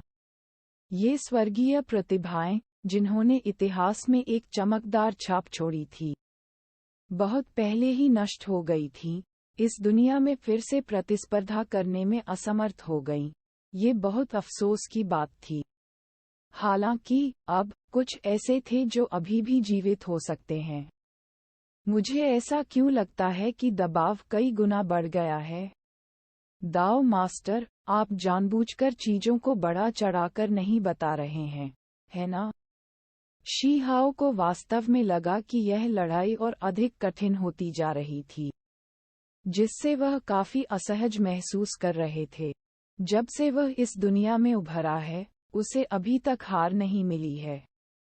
तुम्हारे आत्मविश्वास को कुचलने से बचाने के लिए, मैंने पहले ही काफी चतुराई से बात की थी। आप, इसके बारे में बहुत अधिक चिंता न करें। जीवन की राह अभी भी लंबी है। आपका अनुभव बहुत उथला है। आखिरकार वे सभी परिपक्व हो चुके शैतान हैं। जब तक आप बड़े हो जाते हैं, भविष्य में ऊपर उठना ही काफी है, क्यूई डाओलिन ने कहा। शी हाओ ने जितना अधिक सुना, वह उतना ही अधिक परेशान हुआ। उसने बूढ़े पर तिरछी नजर डाली। क्या यह अभी भी युक्तिसंगत था? ये बस उसकी नाक पर वार कर रहा था। सितारे आसमान को चकाचौंध कर देंगे। प्राचीन काल के सभी सबसे शक्तिशाली शैतान सामने आएंगे। वास्तव में वह कौन होगा जो महान स्वर्णिम सूर्य बनने के लिए उदय होगा? अकेले आकाश में चमकेगा और इन तारों को देखेगा? क्यूई डाओलिन ने खुद से कहा। जाहिर है मैं। शी हाओ ने खुद की ओर इशारा किया। क्यूई डाओलिन ने अपना सिर हिलाया और कहा, मैं 30 कहता हूँ। इसलिए आपको इसके बारे में भूल जाना चाहिए और अपनी नींव ठीक से स्थापित करनी चाहिए। ये तब तक पर्याप्त है जब तक आप जीवित रहने के लिए कड़ी मेहनत करते हैं। शुरुआत में शी हाओ को शीर्ष 30 का महत्व समझ में नहीं आया, लेकिन बाद में उसे एहसास हुआ। और फिर उसने सीधे अपने दांत भींच लिए। ये बूढ़ा आदमी इतना बेस्वाद था कि उसने यह निर्णय लिया कि वह अधिक से अधिक 30वें वर्ष तक पहुंचेगा। इसलिए उसे ये छोटा सा उपनाम दिया गया। वास्तव में मुझे बहुत नीची दृष्टि से देखा जा रहा है। जब मैं प्राकृतिक भाग्य युद्ध क्षेत्र में प्रवेश करूंगा, तो मैं उन्हें एक एक करके उड़ा दूंगा। जो शैतान मेरा रास्ता रोकते हैं, यदि वे मानव रूप नहीं हैं, तो मैं उन सभी को पका दूंगा। इंसानों को, मर्द होंगे तो दबाकर मार डालूंगा। औरतों को बिस्तर गर्म करने के लिए वापस लाऊंगा। शी हाओ ने अपनी महान महत्वाकांक्षा को व्यक्त करते हुए शोर से कहा। महत्वाकांक्षाएं और सपने रखना हमेशा अच्छी बात है, लेकिन अमर प्राचीन में प्रवेश करने के बाद ये सबसे अच्छा है यदि आप अपने सपने से थोड़ा पहले जाग जाएं। जीवित रहने से अधिक महत्वपूर्ण कुछ भी नहीं है, क्यूई डाओलिन ने गहरी सांस लेते हुए कहा। उसे गंभीरता से चेतावनी दी कि यह कोई मजाक नहीं था, बल्कि एक गंभीर बात थी। ऐसा इसलिए था क्योंकि इस दुनिया में बहुत सारे प्रतिभाशाली सितारे थे, और प्राचीन अतीत के सबसे शक्तिशाली शैतान उभरकर सामने आते थे। वे सभी एक साथ बाहर क्यों आ रहे हैं? क्या वे पुनर्जन्म लेने की जल्दी में हैं? शी हाओ ने शाप दिया। क्या मैंने पहले ही नहीं कहा था कि यह आखिरी अवसर था? केवल जब वह सच्चा अमर फूल खिलता है तभी कोई अमर प्राचीन में प्रवेश कर सकता है। इसके खिलने की संख्या 3000 तक पहुंच जाएगी। महान दाव की अंतिम श्रृंखला पूरी तरह से जल जाएगी, लगभग सूख जाएगी, क्यूई डाओलिन ने कहा। शी हाओ हैरान था। उसे एहसास हुआ कि अगर वह उस प्राकृतिक भाग्य की दुनिया में प्रवेश करना चाहता है, तो उस फूल को खिलना ही होगा। तभी कोई रास्ता खुलेगा। फूल केवल आखिरी बार खिलेगा और फिर हमेशा के लिए मुरझा जाएगा। इस युग के बाद कोई और अवसर नहीं थे। इसके अलावा किसी ने पहले से ही अनुमान लगाया है कि इस सच्चे अमर फूल के खिलने के साथ हमारा युग भी संभवतः समाप्त हो सकता है। भविष्य अनंत है, लेकिन इस युग का अंत आ जाएगा। क्यूई डाओलिन बेहद शांत था और उसकी आंखें दूर क्षितिज पर टिकी हुई थीं। क्या एक युग का अंत? शी हाओ को बहुत सदमा लगा। यह एक युग का अंत नहीं हो सकता है, लेकिन कुछ वर्जित अस्तित्व हैं जो पहले हाथ मिला चुके हैं। कटौती करने के लिए बहुत सारी जादुई शक्ति और समय का उपयोग करते हैं। आगे का रास्ता असीमित है, भविष्य अदृश्य है। यही कारण है कि हर कोई इसे पार करने का प्रयास करना चाहता है। ये केवल अतिक्रमण के माध्यम से ही संभव है। शी हाओ पूरी तरह से हैरान था। काफी देर तक उन्होंने कुछ नहीं कहा। थोड़ी देर बीतने के बाद ही क्यूई डाओलिन ने मुस्कुराते हुए कहा, अब डर लग रहा है। इसमें डरने की क्या बात है? शी हाओ आत्मविश्वास से भरपूर थे। उन्होंने क्यूई डाओलिन की ओर देखा और कहा, भले ही समय अनंत है, भविष्य असीमित है, फिर भी किसी का जीवन महानता से जीना चाहिए। दाओ मास्टर, आप बहुत शक्तिशाली हैं, इसलिए अगर मैं एक शैतान राजा की तरह काम करूं, हर संप्रदाय की पवित्र महिलाओं को पकड़ूं और एक के बाद एक शाही कक्ष खोलूं, तो कोई समस्या नहीं होनी चाहिए, है ना? क्यूई डाओलिन के चेहरे पर मुस्कान तुरंत फीकी पड़ गई। फिर उसने उसे थप्पड़ मारने के लिए एक बड़ा हाथ बढ़ाया और कहा, बेवकूफ शिष्य, तुम क्या सोच रहे हो? मैंने सोचा था कि आप में लड़ने की उच्च भावना है, फिर भी आप मुझे बता रहे हैं कि आप एक के बाद एक दुल्हन कक्ष खोलेंगे। मैं तुम्हारे बारे में गलत था। शी हाओ ने अपना सिर ढक लिया और दरिंदे की तरह दूर भाग गया। उसे तब तक पीटा गया जब तक वह दर्द से चिल्लाने नहीं लगा। वह चिल्लाया, यह मेरे जीवन का सबसे बड़ा सपना है। आपकी अपनी गरिमा है, इसलिए मुझे अब आपसे कोई आशा नहीं रहेगी। ऐसा लगता है जैसे मैं केवल अपने आप पर भरोसा कर सकता हूँ। अंत में, शी हाओ को इतनी बुरी तरह पीटा गया कि वह सचमुच इसे और बर्दाश्त नहीं कर सका। उसने समझौता करते हुए कहा, मुझे मारना बंद करो। जहाँ तक मेरे आदर्शों की बात है, मैं उनके बारे में बाद में सोचूंगा और इसे स्वयं करूंगा। अभी, एक और मामला है जिसमें मैं वादा करता हूँ कि आपकी रुचि होगी। क्यूई डाओलिन अविचलित रहा और उसे पीटना जारी रखा। दाओ मास्टर, क्या आप जानना नहीं चाहते कि आपके मास्टर कहाँ गए? इसके बाद मुझसे भीख मांगने मत आना। शी हाओ आक्रोश से चिल्लाया। क्यूई डाओलिन तुरंत स्तब्ध हो गया। उसका हाथ वहीं बिना हिले डुले उठा हुआ था। जैसे ही उसने शी हाओ को घूरा, उसकी आंखें गहरी हो गईं। उसकी नज़र उसे अंदर तक कांपने लगी। बोलो, तुम क्या जानते हो? क्यूई डाओलिन की आवाज़ कांप रही थी, और उसका शरीर भी थोड़ा कांप रहा था। जब शी हाओ ने ये देखा, तो वह तुरंत शांत और शांत हो गया। उसने पहले अपने कपड़े साफ किए और फिर खांसते हुए अपना गला साफ किया। फिर, उसे एक और तमाचा सहना पड़ा। धिक्कार है बूढ़े आदमी, अगर तुमने मेरे साथ असम्मानजनक व्यवहार करने की हिम्मत की, तो मैं मर भी जाऊं तो भी कुछ नहीं कहूंगा। उसने डराया। अच्छा शिष्य, ये गुरु गलत था, तुम्हें बोलना चाहिए। बोलते बोलते क्यूई डाओलिन की आवाज नर्म हो गई। शी हाओ अंदर से कांप उठा, थोड़ा डरा हुआ महसूस कर रहा था। इसे भूल जाओ, मैं इसके बारे में बात करूंगा। सब कुछ मेरे अपने आदर्शों के लिए है, वहां जाकर अवसरों का लाभ उठाऊंगा और अपनी ताकत बढ़ाऊंगा। उसने खुद को तसल्ली दी। उन्होंने क्यूई डाओलिन की ओर देखा और कहा, मेरे ये कहने के बाद, तुम्हें भावनात्मक रूप से उत्तेजित नहीं होना चाहिए। यदि आप अपने आप को नियंत्रित नहीं कर सकते हैं और बेतरतीब ढंग से अभिनय करना बंद कर सकते हैं, तो मुझे आपकी विरासत को आगे बढ़ाना होगा। जल्दी से सुप्रीम बीइंग दाओ रीट का दाओ मास्टर बनना होगा। छोटे कमीने, तुमने मुझे शाप देने की हिम्मत की। क्यूई डाओलिन का चेहरा काला पड़ गया। शांत हो जाओ, तुम्हें शांत रहना होगा, शी हाओ ने कहा। फिर, उसने क्यूई डाओलिन को अपना मूड शांत करने की अनुमति देने के लिए लंबे समय तक इंतजार किया। केवल जब उस पर फिर से प्रहार होने वाला था तो उसने कहा, मैंने थरी वर्ल्ड कॉपर कॉफिन देखा, 9 ड्रैगन इसे खींच रहे थे, एक प्राचीन स्थान पर रुक गए, क्या? टैंग ध्वनि के साथ, क्यूई डाओलिन का पूरा शरीर अंतहीन प्रतीकों से गूंज उठा।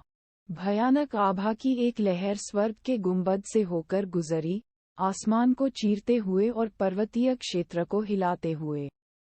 शांत रहें, आप बेतरतीब ढंग से कार्य नहीं कर सकते, शी हाओ ने कहा।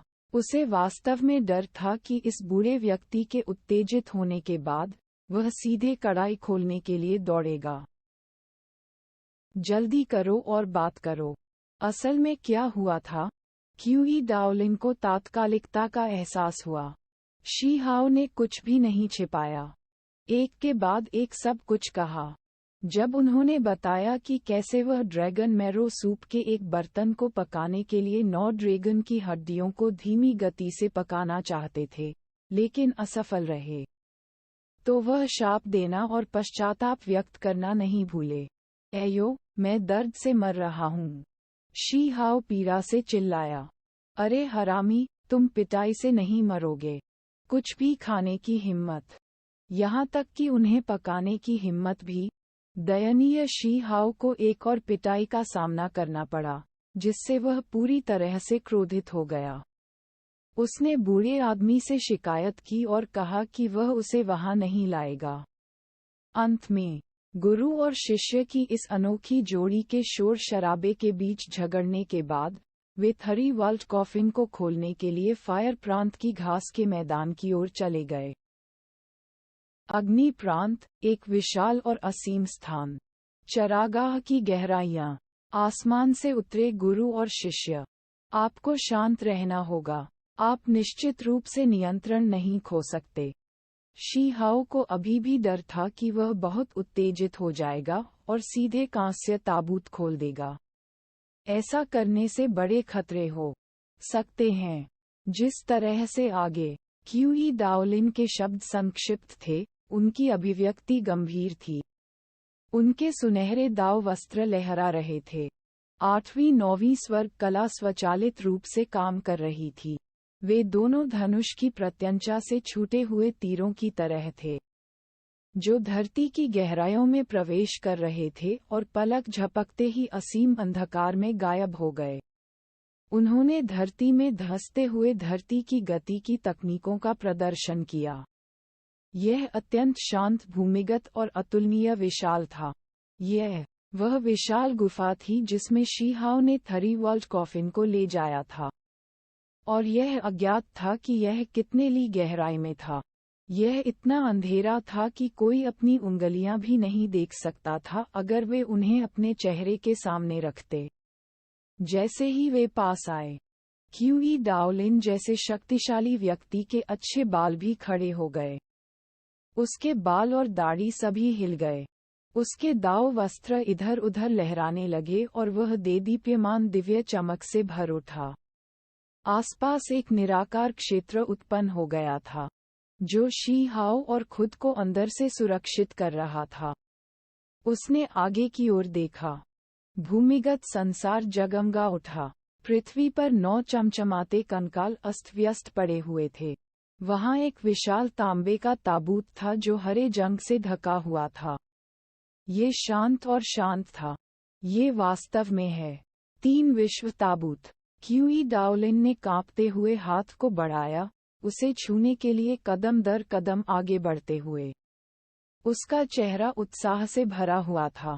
शांत हो जाएं, शी हाओ ने याद दिलाया। उसका दिमाग खराब था। उसने अंततः इस दाव मास्टर को नुकसान नहीं पहुंचाया, है ना? क्यूई डाओलिन वहां खड़ा था, प्रतीकों की परतों से ढका हुआ, इस भूमिगत दुनिया को रोशन कर रहा था। सब कुछ साफ साफ देखा जा सकता था। 9 ड्रैगन कंकाल बेदाग सफेद थे। तांबे का ताबूत प्राचीन था और उम्र के निशान से भरा हुआ था। दोनों ने मिलकर एक अजीब सा दृश्य बना दिया।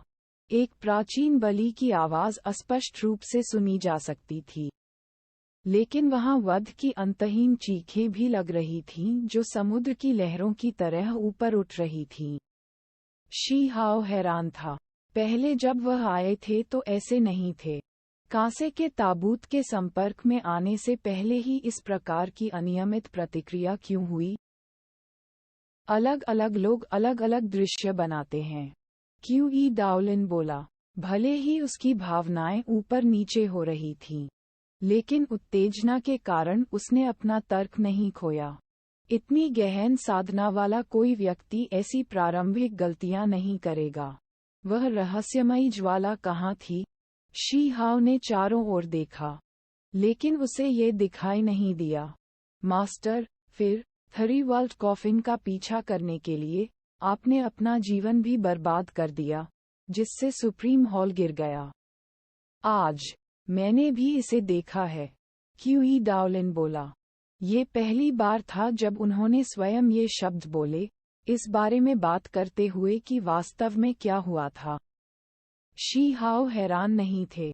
उन्होंने लंबे समय से अनुमान लगाया था कि सुप्रीम बीइंग दाओ रीट के दाओ मास्टर वास्तव में सुप्रीम हॉल के अंतिम उत्तराधिकारी थे। यह विरासत प्राचीन काल से ही अमर महल के विरुद्ध खड़ी थी। मास्टर, आपने पहले कहा था कि तांबे का ताबूत बेहद महत्वपूर्ण है, जो अमर प्राचीन युग से उत्पन्न हुआ है, जो महत्वपूर्ण समाचार सामने लाता है कि यह हमारी विरासत से संबंधित हो सकता है। यही कारण है कि आप सदैव इसे खोजते रहते थे, इसे खोलने की इच्छा रखते थे। आज मैं उसके सामने खड़ा हूँ।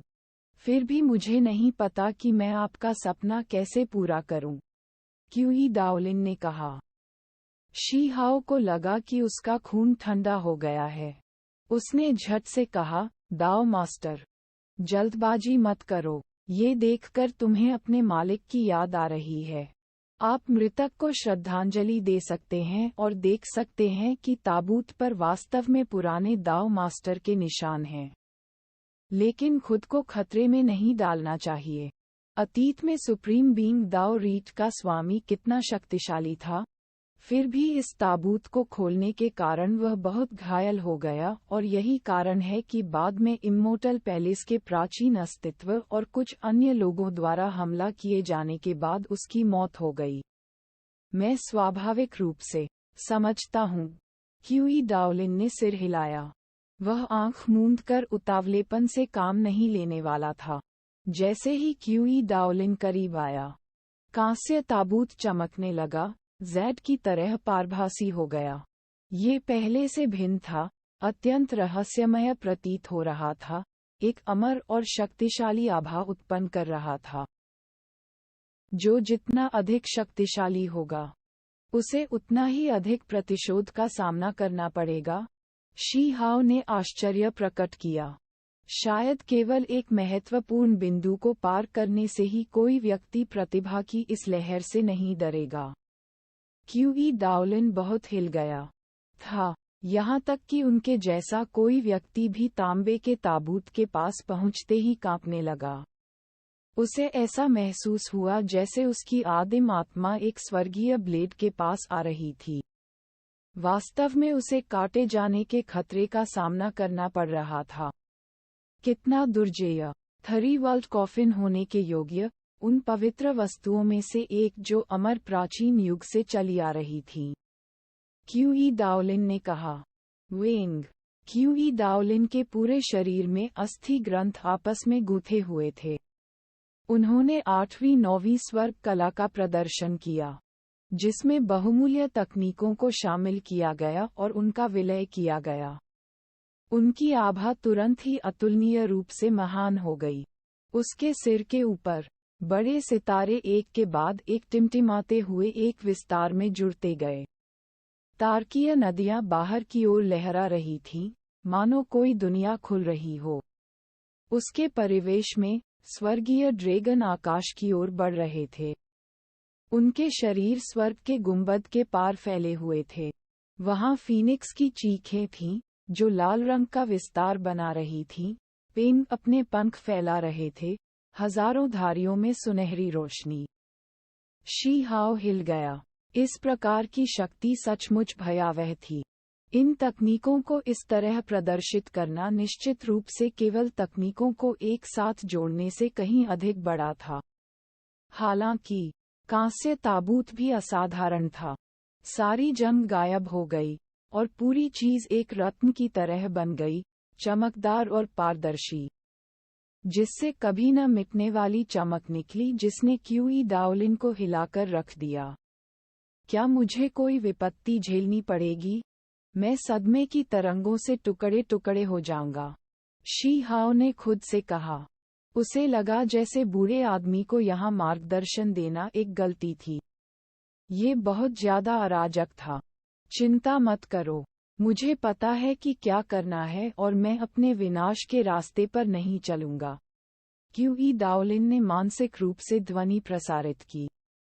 वह स्पष्ट रूप से भारी मात्रा में दबाव में था, अप्रत्याशित रूप से गहरी सांस ले रहा था, जिसकी ताकत जितनी अधिक होगी, थरीवॉल्ट कॉफिन का दमन उतना ही अधिक भयानक होगा। वह कदम दर कदम आगे बढ़ता गया। उसके पूरे शरीर के चारों ओर की हड्डी के ग्रंथ प्रज्वलित हो गए।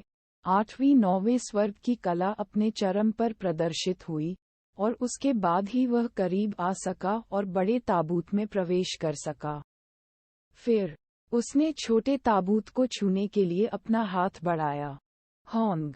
क्यूई डाओलिन बुरी तरह हिल गया और उसके मुंह से बड़ी मात्रा में खून निकला। हालांकि उसने फिर भी जाने नहीं दिया।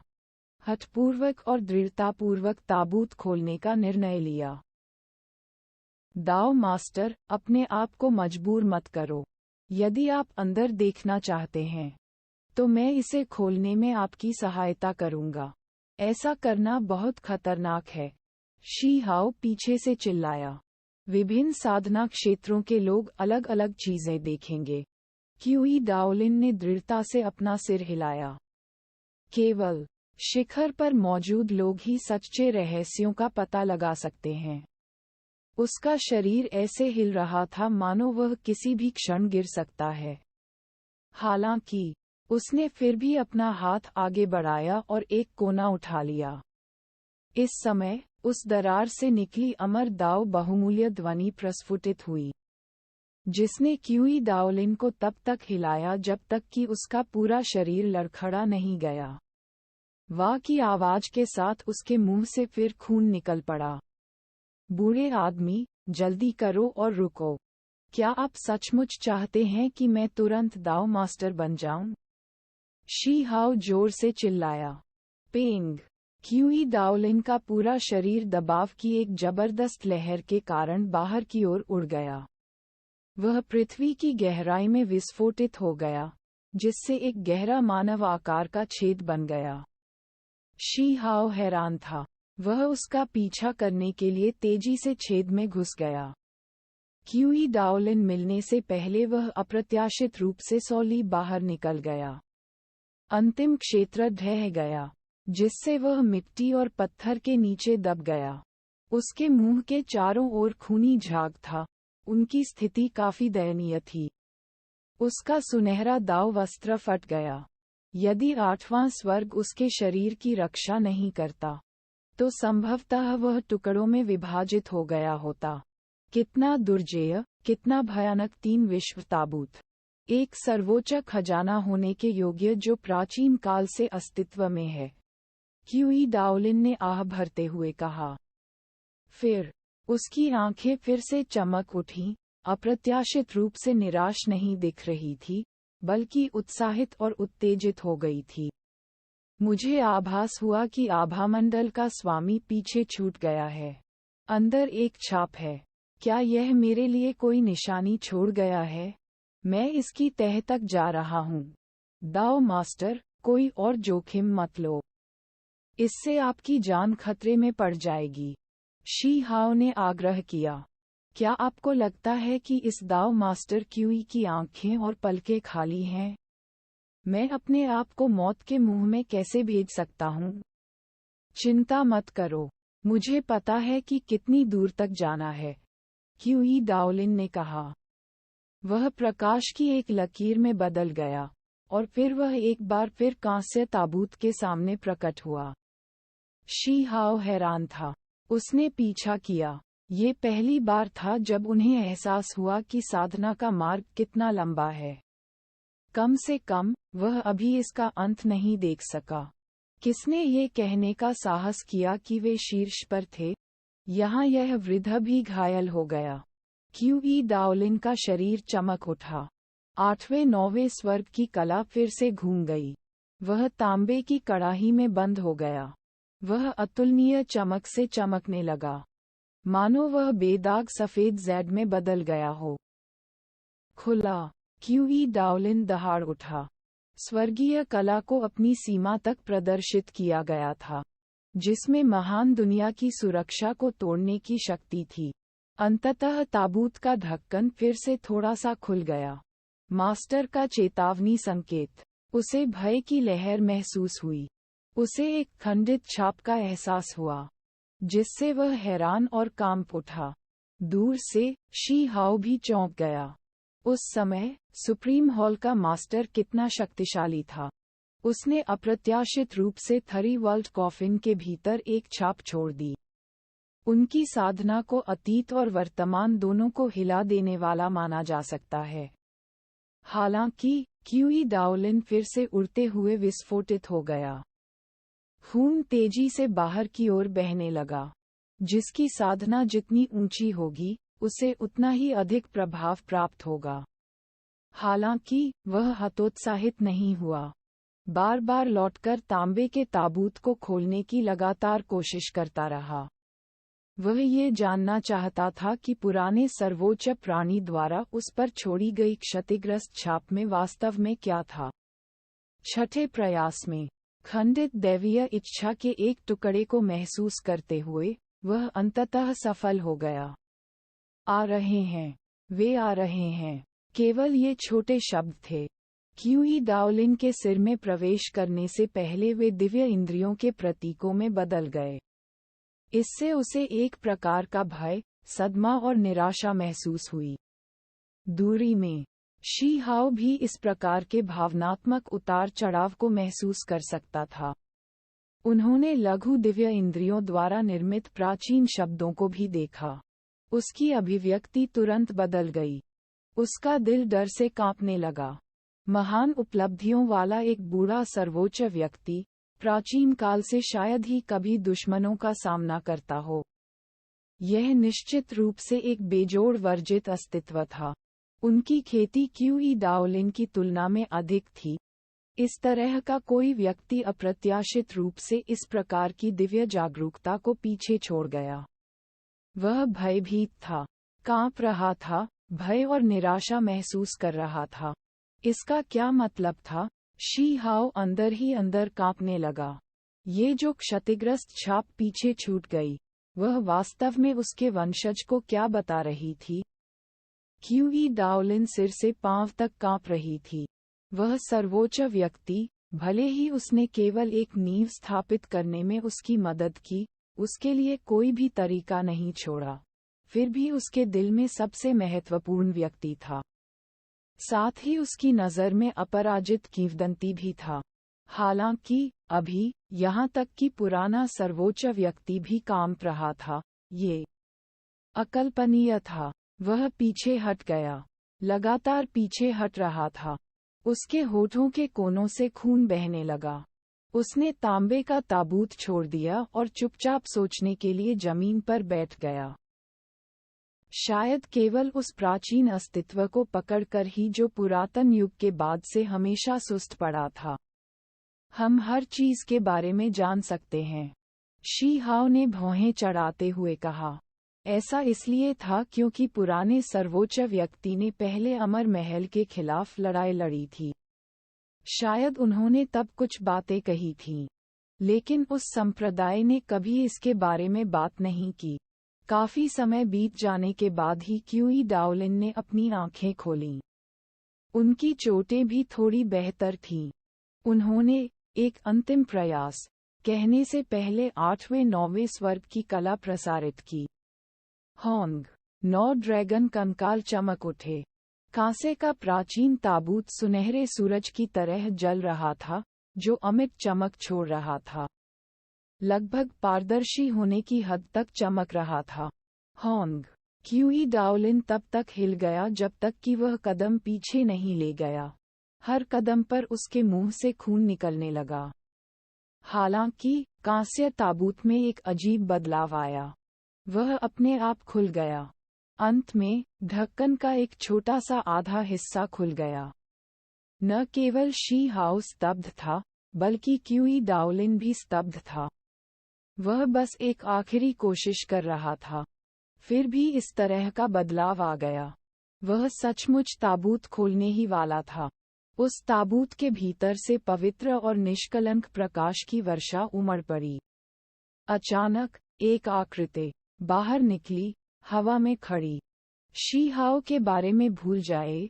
क्यूई डाओलिन को भी महसूस हुआ कि उसके पतले बाल खड़े हो गए हैं। उसके शरीर में ठंडक दौड़ रही है और उसकी खोपड़ी सुन्न हो गई है। उसके शरीर पर रोंगटे खड़े हो गए। ये बहुत अचानक था, घटनाओं में अचानक बदलाव। तांबे का ताबूत जो हजारों वर्षों से स्थिर पड़ा था, सचमुच कोई उसके भीतर से निकल पड़ा। अतीत और वर्तमान को प्रकाशित करते हुए प्रतिभा हजारों की संख्या में चमक उठी। ऐसा लग रहा था कि यह शख्स समय की नदी के ऊपर खड़ा है। रोशनी की बारिश बिखरी हुई थी और उसके साथ फूलों की पंखुड़ियां भी थीं, चमकदार और पारभासी। यह एक सफेद वस्त्रधारी पुरुष था जो जैड की तरह दिव्य लग रहा था। एकमात्र दोष ये था कि उसके बाल नहीं थे। उसका सिर खुला था। उनका शिष्य काफी अनोखा था। उनके शिष्य अप्रत्याशित रूप से एक वन प्रतीक थे। वे प्रतिभाशाली और जीवन से भरपूर थे, मानो उनके भीतर एक अमर ज्वाला जल रही हो। हालांकि एक महान शक्ति थी जो किसी के हृदय के आर पार देखने में सक्षम प्रतीत होती थी। ये कैसा व्यक्ति था? शी हाओ के बारे में भूल जाओ, यहाँ तक कि क्यूई डाओलिन भी अंदर से कांप रहा था। यह व्यक्ति बहुत डरावना था। उस प्रकार की उपस्थिति को शब्दों में व्यक्त करना कठिन था। मानो वह नश्वर संसार से ऊपर उठ गया हो। इसके साथ एक अमर आभा भी थी। वह अपने हाथों में एक फूल लेकर असाधारण रूप से खड़ा था। यदि यह एक साधारण पुरुष होता जो गंजा होता और उसके हाथों में फूल होता, तो यह निश्चित रूप से अन्य लोगों को उबकाई पैदा कर देता। हालांकि उनकी शैली बेजोड़ थी। उनका शरीर अंतहीन महान दाव आभा दे रहा था। एक प्राचीन भिक्षु। क्यूई डाओलिन की पुतलियां सिकुड़ गईं। उसने हवा की ठंडी सांस ली। उन्हें कुछ अफवाहें याद आईं जो उन्होंने सुनी थीं। अमर प्राचीन काल में ऐसे ही कृषक थे। वर्तमान दुनिया में यह अफवाह थी कि यह वही था जो पश्चिमी संप्रदाय ने संदर्भ के रूप में उपयोग किया था। उन्होंने अपनी क्षतिग्रस्त पद्धति प्राप्त की और फिर शीर्ष स्तर की विरासत बनकर उभरे जब शी हाओ को ये पता चला कि क्यूई डाओलिन ने मानसिक रूप से उससे क्या कहा था, तो वह चौंके बिना नहीं रह सका। यह बहुत चौंकाने वाला था। ये प्राचीन भिक्षु, वह किस प्रकार के साधना क्षेत्र में पहुंचा? अनंत समय बीतने के बाद भी वह जीवित था। क्या ऐसा हो सकता है कि वह सच्चा अमर था? आज उन्होंने जो कुछ भी देखा वह बहुत चौंकाने वाला था, जिससे क्यूई डाओलिन और शी हाओ स्तब्ध रह गए। उनके सिर से लेकर पैरों तक ठंडक की लहर दौड़ गई। उनके हृदय में अपार श्रद्धा का भाव उत्पन्न हुआ। हालांकि उन्हें उत्पीड़ित महसूस नहीं हुआ। उस सफेद लिबास वाले प्राचीन भिक्षु ने कोई कार्रवाई नहीं की। उनकी आंखें शांत थीं, केवल एक प्रकार का उत्कृष्ट और बेजोड़ सुरुचिपूर्ण ढंग दे रही थीं। इससे पहले कि वे दोनों ठीक से प्रतिक्रिया कर पाते, कांस्य ताबूत से एक और आकृति निकली जो सूरज की तरह चमक रही थी, हवा में खड़ी थी। उसके दाव वस्त्र इधर उधर लहरा रहे थे। उसके घने बाल उसकी छाती और पीठ पर बिखरे हुए थे। उसकी आंखें गहरी थीं और उसका शरीर आदिम स्रोत ऊर्जा से घिरा हुआ था। वह बहुत ऊपर था, जिससे कोई भी घुटने टेकने और पूजा करने की इच्छा महसूस करने से खुद को रोक नहीं पाता था। जब किसी ने उसे करीब से देखा तो इस शख्स ने उन्हें डर का एहसास कराया।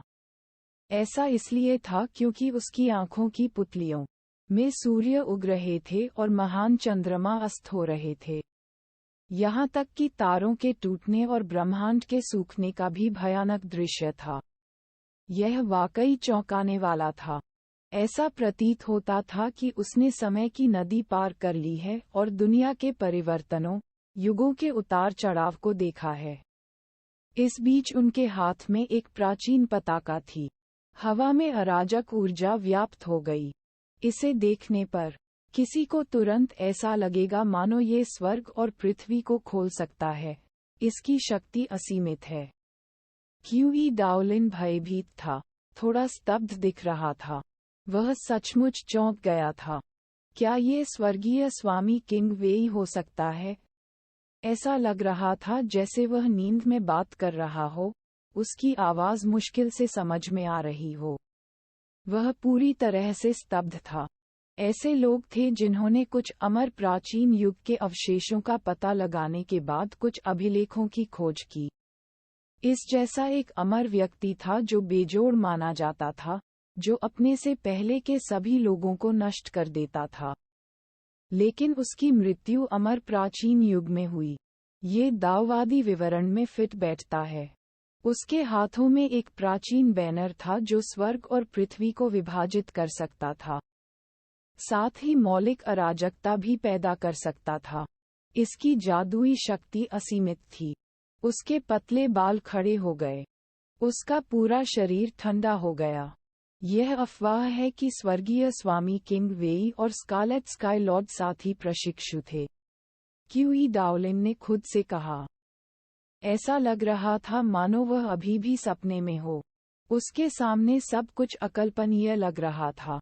शी हाओ अमर प्राचीन युग को बहुत अच्छी तरह से नहीं समझते थे, लेकिन वह स्वर्गीय स्वामी किंग वेई या ग्रेट स्कारलेट स्काई से अपरिचित नहीं थे। उन्होंने उनके बारे में लंबे समय से सुना था, और ज्ञानोदय के दृष्टिकोण से उनके अस्तित्व का गहरा अर्थ था। शी कांसे का ताबूत शानदार चमक से चमक उठा। सुनहरी मैग्मा उभरी, और बिखरे बालों वाला एक युवक प्रकट हुआ। उसकी आंखों में भाव भयावह थे, मानो कोई अमर दानव इस दुनिया में उतर आया हो। क्यूई डाओलिन ने इस व्यक्ति को नहीं पहचाना, उसकी उत्पत्ति को नहीं जानते हुए। इस दृश्य ने किसी की भी आत्मा को अवर्णनीय भय से झकझोर कर रख दिया। एकमात्र सौभाग्य की बात ये थी कि 3 महान विशेषज्ञों के सामने आने के बाद उन्होंने उन दोनों को निशाना नहीं बनाया। ऐसा लग रहा था जैसे वे बहुत ऊपर हैं। बात यहीं खत्म नहीं हुई। आकृतियां लगातार उभरती रहीं, और उन सभी की शक्ल दुनिया बदलने वाली थी, जो सभी जीवित चीजों को नजरअंदाज करने के लिए पर्याप्त थी। उनके द्वारा उत्पन्न दाव आभा अकल्पनीय थी। यहाँ तक कि क्यूई डाओलिन जैसा शक्तिशाली व्यक्ति भी अब स्तब्ध था, लगभग मूर्ख बन रहा था। उसने अपना सिर उठाया और इन व्यक्तियों की ओर देखा। कूंग डांग। न जाने कितना समय बीत जाने के बाद ताबूत का ढक्कन अपने आप बंद होने लगा। कोई और व्यक्ति बाहर नहीं आया। इस बीच शून्य में भयावह आकृतियों की एक कतार दिखाई देने लगी। उन्हें बारीकी से गिनने के बाद न तो बहुत अधिक थे और न ही बहुत कम, कुल मिलाकर 10 व्यक्ति थे, भले ही वह सफेद कपड़े पहने दिव्य भिक्षु, स्वर्गीय स्वामी किंग वेई या बाद में प्रकट हुए अन्य लोग हों। उन सभी के पास एक दिव्य आभा थी जिसका वर्णन करना मुश्किल था। उन्होंने दबाव प्रदर्शित नहीं किया, लेकिन यह अभी भी दूसरों को दास्ता की भावना, झुकने की इच्छा महसूस कराता है। शी हाओ ने अपने सिर को सहारा देने के लिए संघर्ष करते हुए अपनी ठुड्डी ऊपर उठाई। क्यूई डाओलिन भी ऐसे ही थे, क्योंकि अधिक खेती के साथ साथ उन्हें दबाव का भी अधिक सामना करना पड़ता था। वह थोड़ा कांप रहा था, बड़ी मुश्किल से इसका विरोध कर रहा था। दोनों बहुत घमंडी थे, यहाँ तक कि इन बेजोड़ अस्तित्वों का सामना करते हुए भी वे झुकने को तैयार नहीं थे। झेलने और टिके रहने के लिए वे सब कुछ कर रहे थे जो वे कर सकते थे। क्या वे सब मर नहीं गए? वे फिर क्यों प्रकट हुए? शी हाओ ने बड़ी मुश्किल से अपना मुंह खोला। उसकी आवाज मच्छर की तरह कमजोर थी। क्यूई डाओलिन को भी समझ नहीं आया। उन्होंने उन साक्ष्यों पर विश्वास किया जो प्राचीन खंडहरों से प्राप्त हुए थे। वहाँ कुछ अजीब है। 10 महान प्राणियों ने उन्हें शुरू से अंत तक कभी नहीं देखा। सभी एक निश्चित दिशा में घूर रहे थे, जैसे कि वे पृथ्वी के माध्यम से देख सकते हैं, भविष्य में झांकने के लिए शून्य को छेद सकते हैं। अंत में एक हल्की वेन की आवाज आई। प्रारंभिक अराजकता बढ़ गई और 10 आकृतियां आसमान में उड़ गईं। जाना, ऐसा लग रहा था कि क्यूई डाओलिन को कुछ महसूस हुआ है। उसने शी हाओ को पकड़ लिया और इस जगह से निकल गया और एक पल में सतह पर पहुंच गया। होंग, 10 आकृतियां आकाश में इंच दर इंच विभाजित होने लगीं, जो अतुलनीय रूप से शानदार रोशनी की 10 धारियों में बदल गईं, जो अतीत और वर्तमान दोनों को रोशन करती प्रतीत हुईं। ये दुनिया को चौंका देने वाला था। क्या हो रहा है? शी हाओ आश्चर्यचकित था। उसका हृदय बहुत कांप रहा था। वे जीवित लोग नहीं हैं। क्यूई डाओलिन ने आकाश की ओर देखते हुए बोला। वे सच्चे मांस से नहीं बने थे, पूरी तरह प्रकाश से। उनकी प्रतिभा ने स्वर्ग को चौंका दिया। यहाँ तक कि स्वर्गीय स्वामी किंग वेई का प्राचीन बैनर भी वास्तविक नहीं था, बल्कि प्रकाश का एक गोला था जो उनके साथ विलीन हो गया। ये बकवास। क्या वे प्राचीन पुनर्जन्म हैं या लोग? क्यूई डाओलिन के दांत भिंच गए थे जब उसने सोचा कि कैसे उसने खुद को लगभग मूर्ख बना लिया है। तो उसकी निगाहें दिव्य भाले की तरह हो गईं और उसके बाल पागलों की तरह नाचने लगे। अंत में प्रकाश की 10 धारियां सीधे एक ही दिशा में चली गईं और तेजी से क्षितिज की सीमा में गायब हो गईं। वह दिशा है। क्यूई डाओलिन की अभिव्यक्ति बदल गई। जब उसने पहली बार उन व्यक्तियों को देखा था, उसकी तुलना में उसकी भावनाओं में और भी अधिक उतार चढ़ाव हो रहा था। दाओ मास्टर, क्या गलत है? शी हाओ ने पूछा। वह दिशा असीम निर्जन प्रदेश है। क्यूई डाओलिन की अभिव्यक्ति अविश्वसनीय रूप से गंभीर थी। तेज सिरदर्द महसूस करते हुए उसने गहरी सांस ली। उसकी कनपटी भी दुखने लगी थी। क्या होने वाला था? कोई भी निश्चित रूप से नहीं कह सका। क्या वे अभी भी जीवित हैं? शी हाओ ने पूछा। असंभव। क्यूई डाओलिन ने अपना सिर हिलाया। वह मन ही मन ध्यानपूर्वक सोचने लगा। 10 आकृतियां जीवित प्राणी नहीं थीं। न ही उनकी कोई इच्छा थी। वे दोनों दूर की ओर देखते हुए चुपचाप खड़े रहे। उनमें से किसी ने भी इस प्रकार के परिवर्तनों की आशा नहीं की होगी। ये बातें क्यों हुईं? हो सकता है कि हमने कुछ प्रक्रिया तेज कर दी हो। मुझे नहीं पता कि यह अच्छा है या बुरा। शायद इन अगले कुछ दिनों में कुछ हो जाए। सभी ने कहा है कि थरी वर्ल्ड कॉफिन रहस्यमय था। इसमें जबरदस्त कारण और प्रभाव था। ऐसा लगता है जैसे वे गलत नहीं हैं। क्यूई डाओलिन ने आह भरी। उसकी भौहें आपस में कसकर चिपक गईं। फिर वे तांबे के ताबूत का निरीक्षण करने के लिए भूमिगत लौट आए। काफी देर तक उन्होंने कुछ नहीं कहा। क्या ताबूत के अंदर कुछ और भी है? प्रकाश की केवल 10 धारियां नहीं हो सकती। काफी समय बीत जाने के बाद शी हाओ ने बात की। वहां है। कम से कम जो मैंने पहले देखा था वह सामने नहीं आया है। क्यूई डाओलिन ने सिर हिलाया। वे प्राचीन ताबूत को घूरते रहे, लापरवाही से काम करने को तैयार नहीं थे। अचानक दूर से अंधेरे स्थान में प्रकाश का एक गोला दिखाई दिया। जैसे ही वह इस स्थान पर आया, वह इधर उधर हिलता डुलता रहा। इतना ही। शी हाओ उत्साहित थे। उसे वह रहस्यमयी लौ फिर दिखाई दी। ये केवल मुट्ठी के आकार का था। बेहद खास। इसका निर्माण किसी दिव्य ज्योति की तरह नहीं बल्कि शुद्ध प्रतीकों से हुआ है। इसमें दाओ लय से भरपूर एक प्राचीन आभा थी। इस लौ को देखते ही क्यूई डाओलिन की आंखें गहरी हो गईं। यहाँ तक कि उसके जैसा शक्तिशाली व्यक्ति भी अप्रत्याशित रूप से इसे देखने में असमर्थ होने के कारण भौहें सिकोड़ रहा था। क्या यह अराजक लौ है?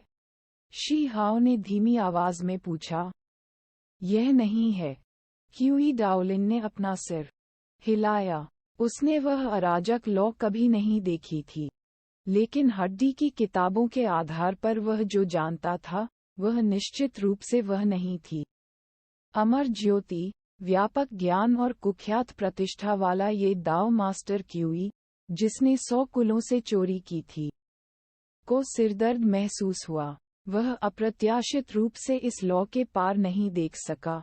उसे लगा कि यह और अधिक अजीब है। जितना अधिक वह इसे देखता है, इसके अस्तित्व को समझने में असमर्थ होता है। अग्नि प्रांत का राज्य, क्या इसका इससे कोई संबंध हो सकता है? शी हाओ ने धीमी आवाज में पूछा। जब क्यूई डाओलिन ने ये सुना, तो उसका दिमाग उछल गया। फायर प्रांत विशाल और असीमित था। एक मोटे अनुमान के अनुसार इसका आकार अभी भी कई दसियों लाख ली तक पहुंच गया था, शायद इससे भी अधिक। क्या भूमिगत एक लौ पूरे प्रांत में समय समय पर रहस्यमयी लपटें छोड़ती रहती है? अमर प्राचीन बलिदान भाषा का उपयोग करके इसके साथ संवाद करने का प्रयास करें, इसे अपने पीछे आने दें। जब शी हाओ ने ये सुना, तो उन्होंने तुरंत कार्रवाई की। हालांकि वह लौ बेहद शांत, उज्ज्वल और स्पष्ट थी क्योंकि यह हवा में लटकी हुई थी, बिना कोई बदलाव दिखाए उनका सामना कर रही थी। बहुत ज्यादा बात करने से शी हाओ का मुंह और जीभ सूख गई। यहाँ इस तरह 4 घंटे का समय बर्बाद हो गया। अंत में उसके गले से धुआं निकलने ही वाला था। फिर भी वह लौ 1 इंच भी कम नहीं हुई। इससे वह इतना क्रोधित हो गया कि वह वास्तव में इसे एक बार में ही हड़प लेना चाहता था।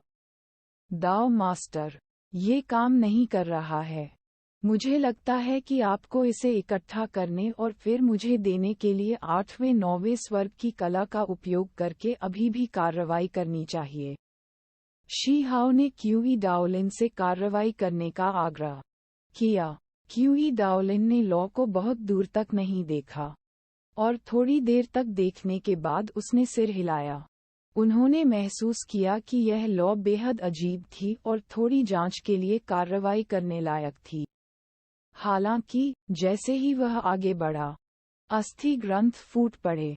उस लॉ को जैसे कुछ आभास हो गया था। इसकी आभा तुरंत चरम सीमा तक तेजी से फैल गई। संपूर्ण विश्व तुरंत ही देदीप्यमान हो गया।